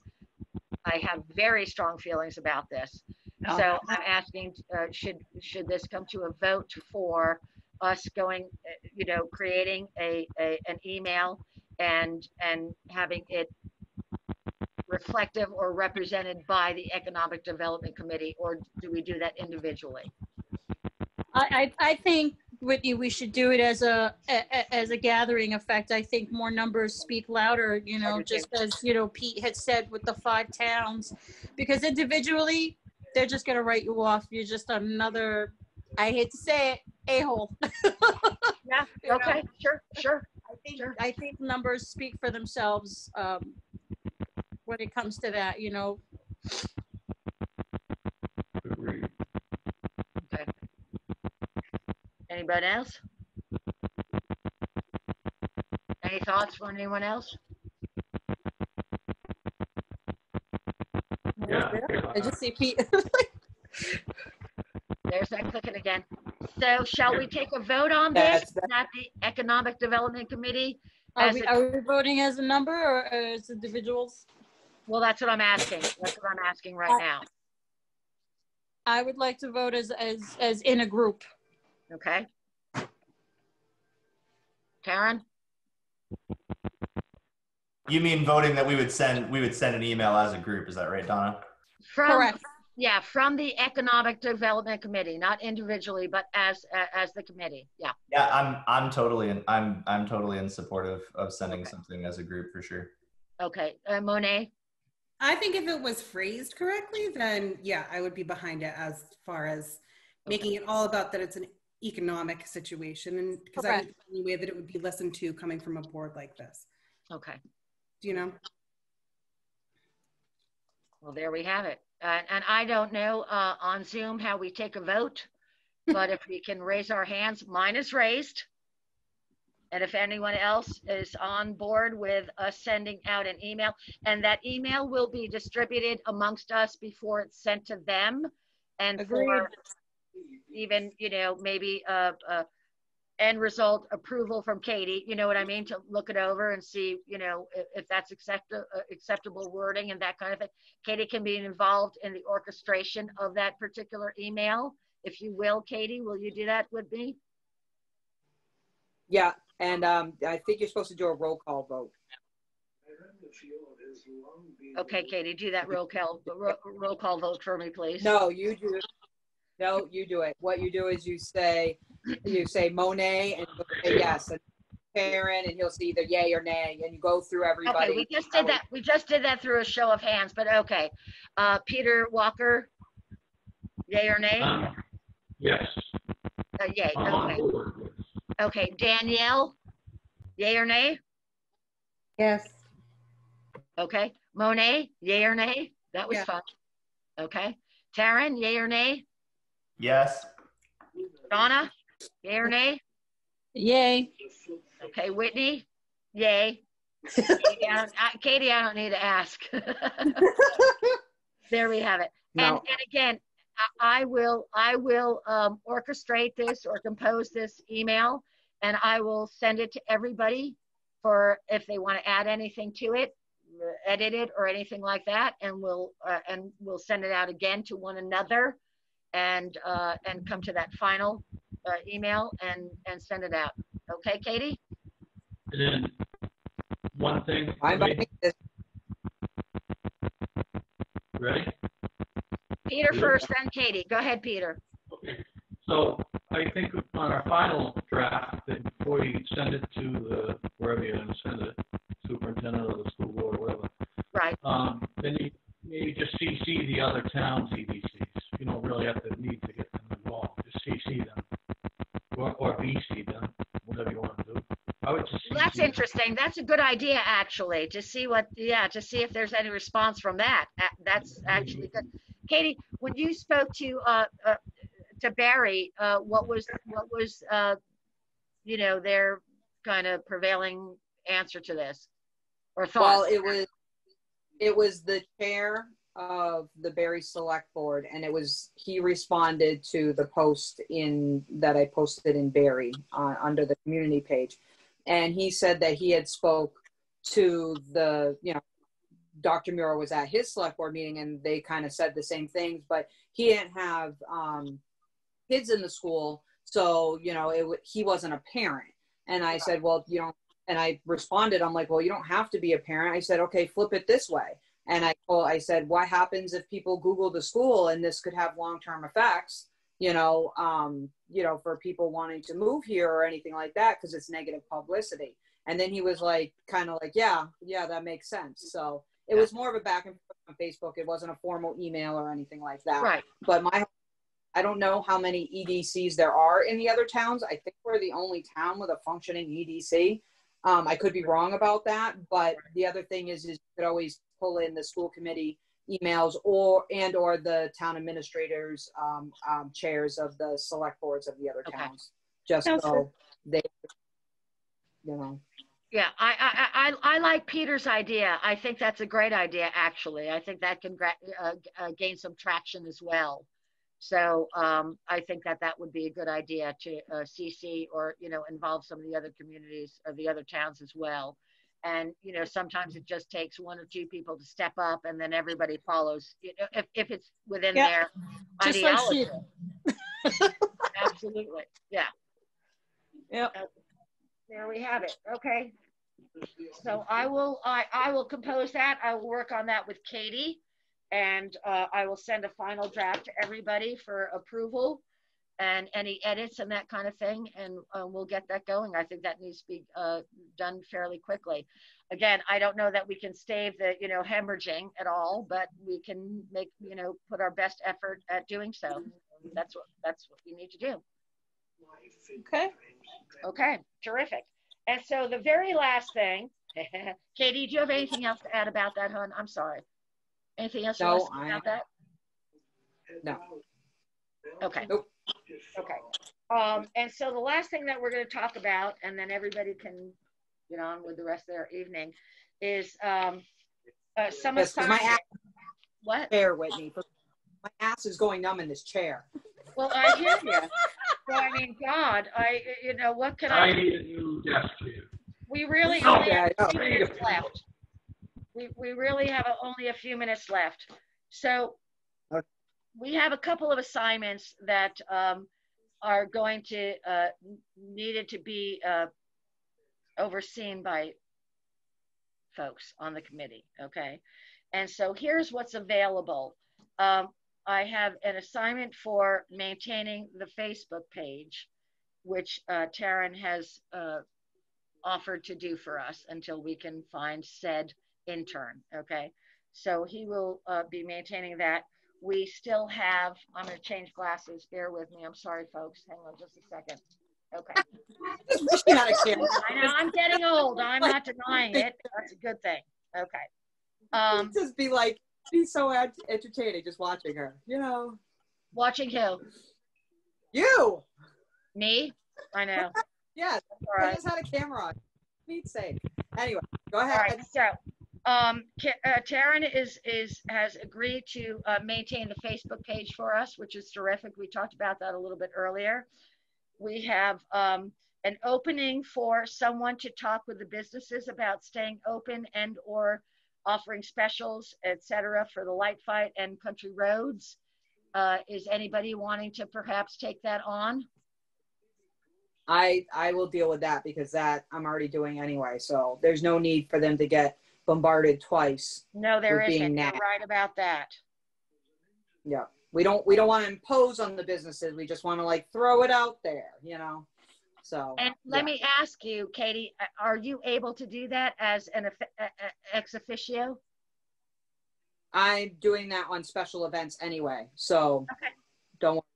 It's all going to get done anyway. So. All right. That's terrific. And so Donna is, I'm sorry. And so, there's those glasses again. Holy smoke. Okay. I know. Go ahead, laugh all you want.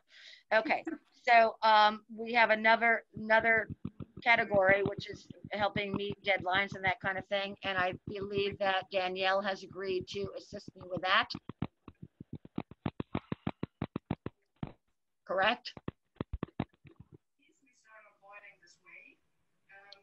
Wait, she's nodding. It keeps disappearing. Oh wait, did it unmute? Oh, there. Yes, you're good. I will. Okay. Okay. Thank you for that. Thank you. And then they're getting. I'm going to work on getting an inventory of the available spaces for businesses, and that includes this Breezy Corners or whatever it's called. There's a lot of change up happening, and I've been in touch with them, the owners, as well as their rental realtor, if you will. Okay, they have someone assigned to that building that's supposedly taking care of the rentals, and I will deal with them. The other category that we need assistance with is putting together, boy, I'm okay. There's my glasses. Okay, putting together a list of the different media outlets that are necessary for us to tap into and send our information to. Is there anyone that is willing to take on that? So you just want a list? I'm sorry? You're just looking for a list of media outlets? Oh yeah, absolutely. Because again, I think that, I will create the content and, with everybody's assistance, okay, and create that content, and then it's just simply sent to that person and they can just send it right out. I mean, once you create that list of emails, or whether it's through constant contact or something else, it's really no more than taking that information that I've, input and sending it out to these outlets. Okay, so what are you looking for? Someone to do that. What? Somebody to handle that. Somebody to handle, Just taking emails? Is that what you're saying, Whitney? For businesses? No. Okay. Again. That's how you explained it, so. Okay, I will create the content. And then what I want to be able to do is to send it to that person on our committee and have that person send that content out to the different media outlets, newspapers, internet, and that kind of thing. So again, I will be creating the content, and it's simply just doing the legwork of getting it out to the different outlets. So she's looking for some, create a list of so there's the Barry Gazette, there's the Garden News, there's Uniquely Quabbin, there's John That's big, and that Uniquely Quabbin is a very big magazine, and it's just waiting for us to give them some information to include in their publication. So for the different, she's looking for someone to compile the contact emails to these different media. That's what I was asking. There's an email list of businesses that she can create content for and put out to the media sites. Correct. But in addition to the list, though, you want the individual to then take whatever it is you compose and send it out to that list. Is that correct? Correct.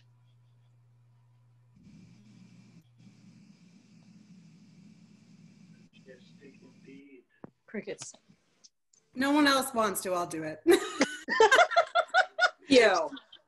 Okay, and I mean, okay, am I not explaining it well? And No. We got it.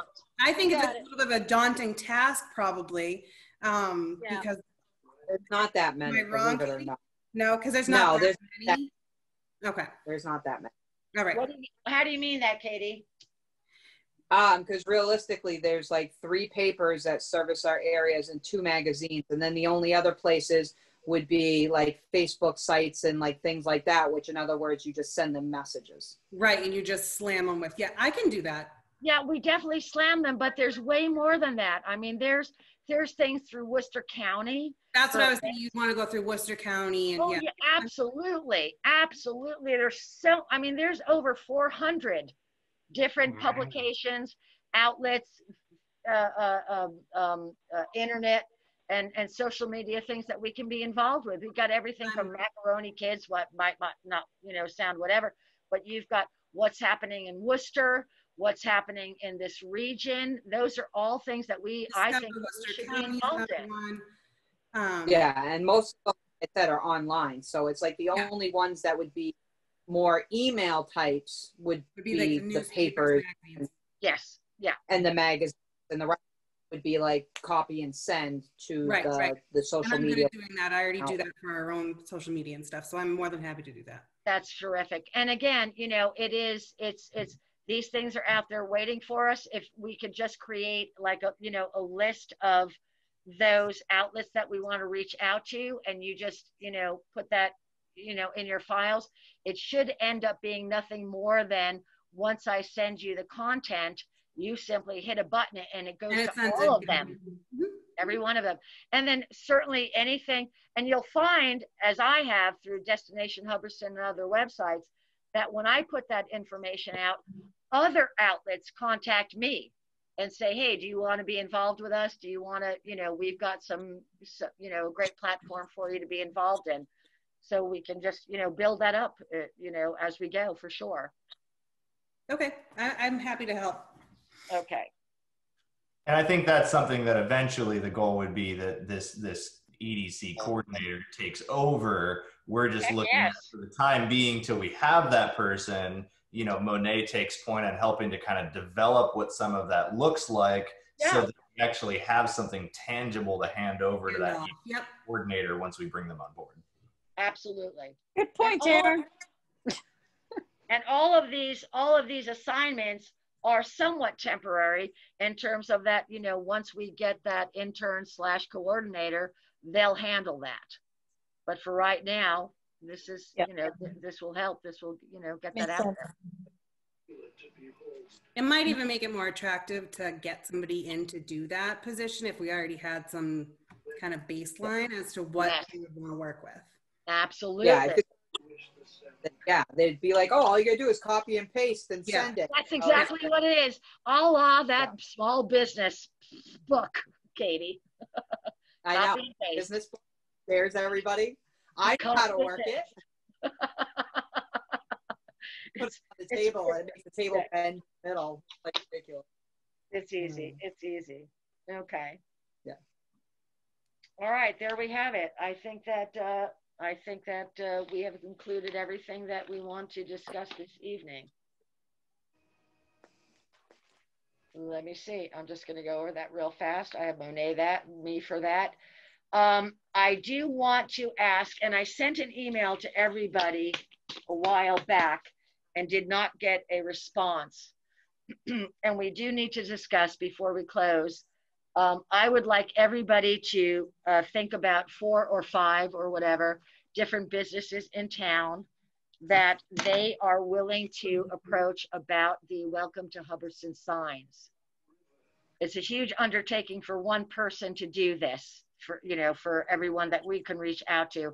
And that's why I'm opting, or I would suggest, if you will, that everyone perhaps just, lets me know about 4 or 5 different businesses that they know of, or perhaps they have an affiliation with or a knowledge about, and just simply want to, feel comfortable approaching about this. This is something that I think needs to be very proactive. I don't think that it's something that merely has to be put on the town website and, and done from that. I think when we're asking for people to spend somewhere between 1,500, right? Wasn't that the? Are we talking about the sponsorships? Welcome to Hubbardston sponsorship. Yeah. Okay. And Katie, I think you and I, when we approached Ryan, I don't even remember the dollar that were chosen, to be completely honest.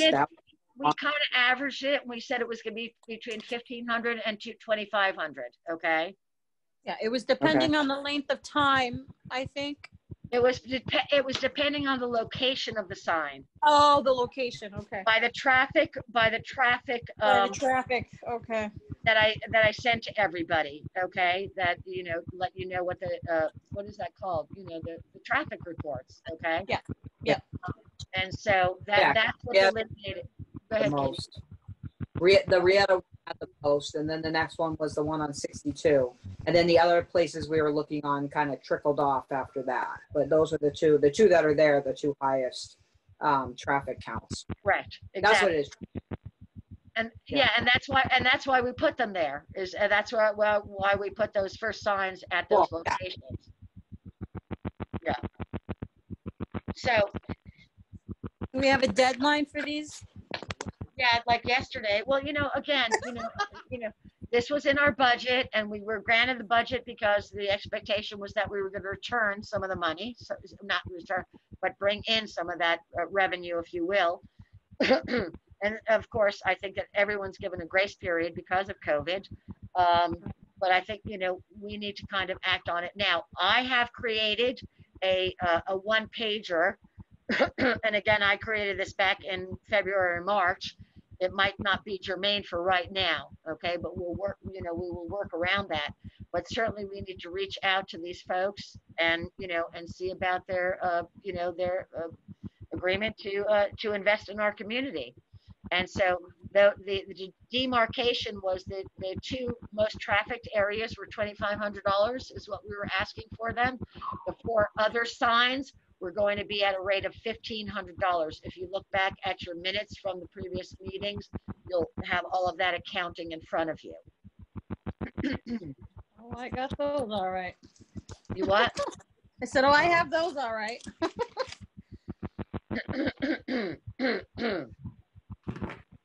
Okay, so if everybody can, pardon me, and just give it, a couple of different, businesses that, again, you're comfortable speaking with, you might have an association with, a knowledge about, or whatever, and we just go from there. And between the 1, 2, 3, 4, 5, 6 of us right now, 7 with Lori, 8 and whatever. Okay, so we have 8.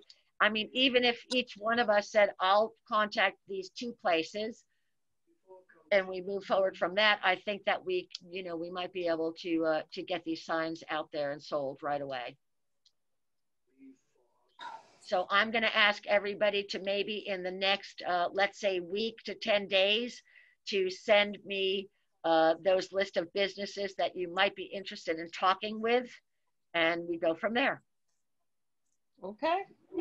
Are you going to send us, you said you have a flyer or informational thing or something like that we can I do, yep.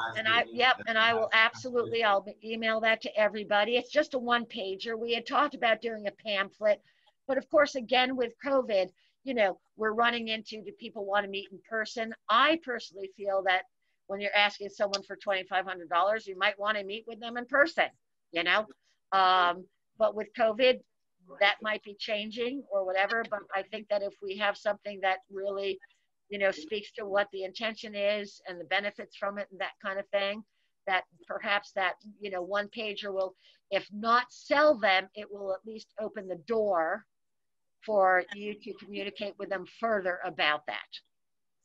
Okay, so let me ask, once we have our list together and we, are we already, do we already have that to present to them?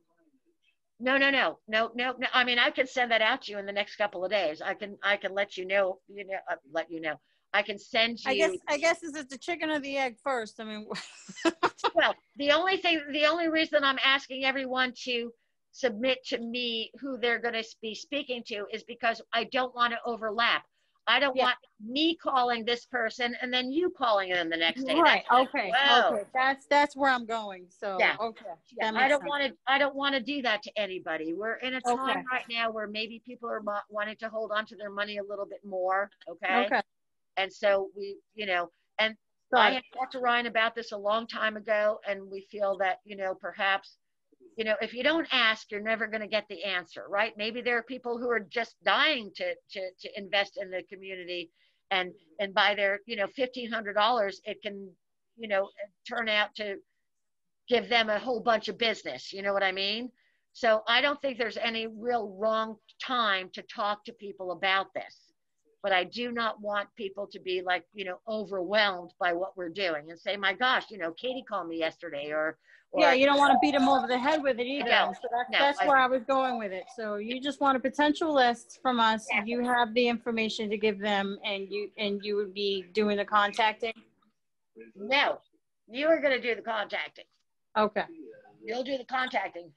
I just don't want to, if I decide, tomorrow I'm going to call these 5 places, I want to make sure that you're not calling them at the same day or cross off the list. We already got these guys down. Got it. Okay. And if anybody needs help with, with those conversations, that dialogue or whatever, absolutely reach out to me and I'll help you, work through it. No doubt. Okay. But right now, just want a list from everybody. And, there aren't that many businesses. We get that, but there's, I think that I think that those signs can be sold. If we're proactive in it, I think we can get those signs sold in no time at all. That's what I think. And well, the whole thing is 2 right now, so it's only 2. That's all we got to sell is 2. It's easy. It's Exactly right.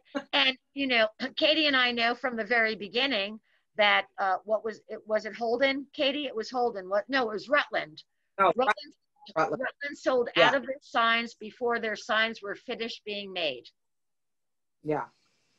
Did you see one got stolen? I was just going to say, is that who stole it? Was the guy who lost the bid on getting his? Yeah. I mean, how crazy was that? But honestly, I truly think that we can get these sold right away. I really do. There's no doubt in my mind that we can do that. Absolutely. And I want to see that, I want to see us put our best foot forward on getting that done.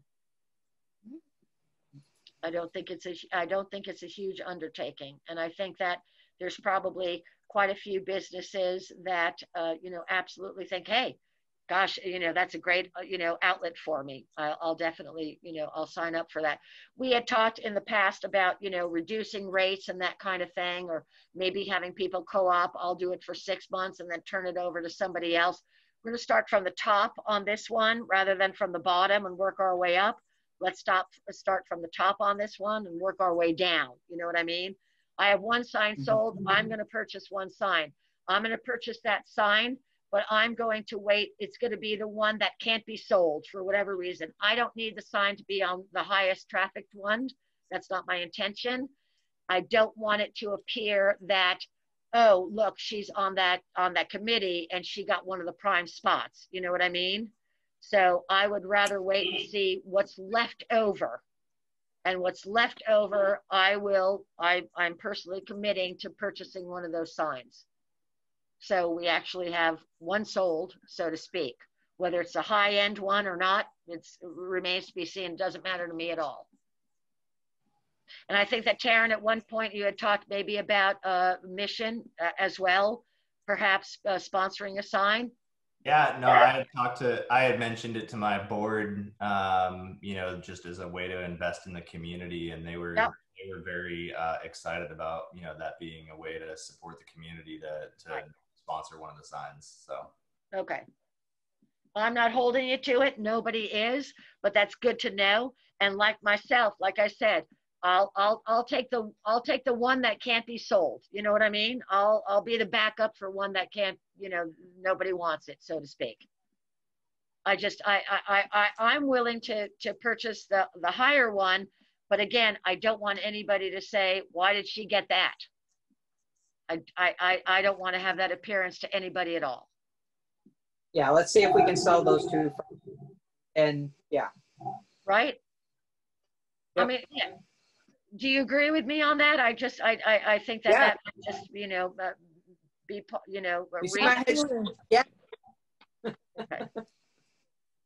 So if I can get that information from you in maybe the next, 10 days or so, that would be great. And again, just come up with 2 or 3. We don't got all that many, so it can't be that hard. Okay, so we're looking to just sell us signs. Oh, jeez, I can't hear him for beans. Jeez. I'm signing off. I'm done for the night. I can't speak. You can't bother me. You can't speak.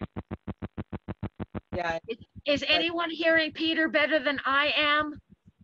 I can make out what you're saying, Peter. It's definitely garbled, but I can definitely hear you. Make out what you're trying to say.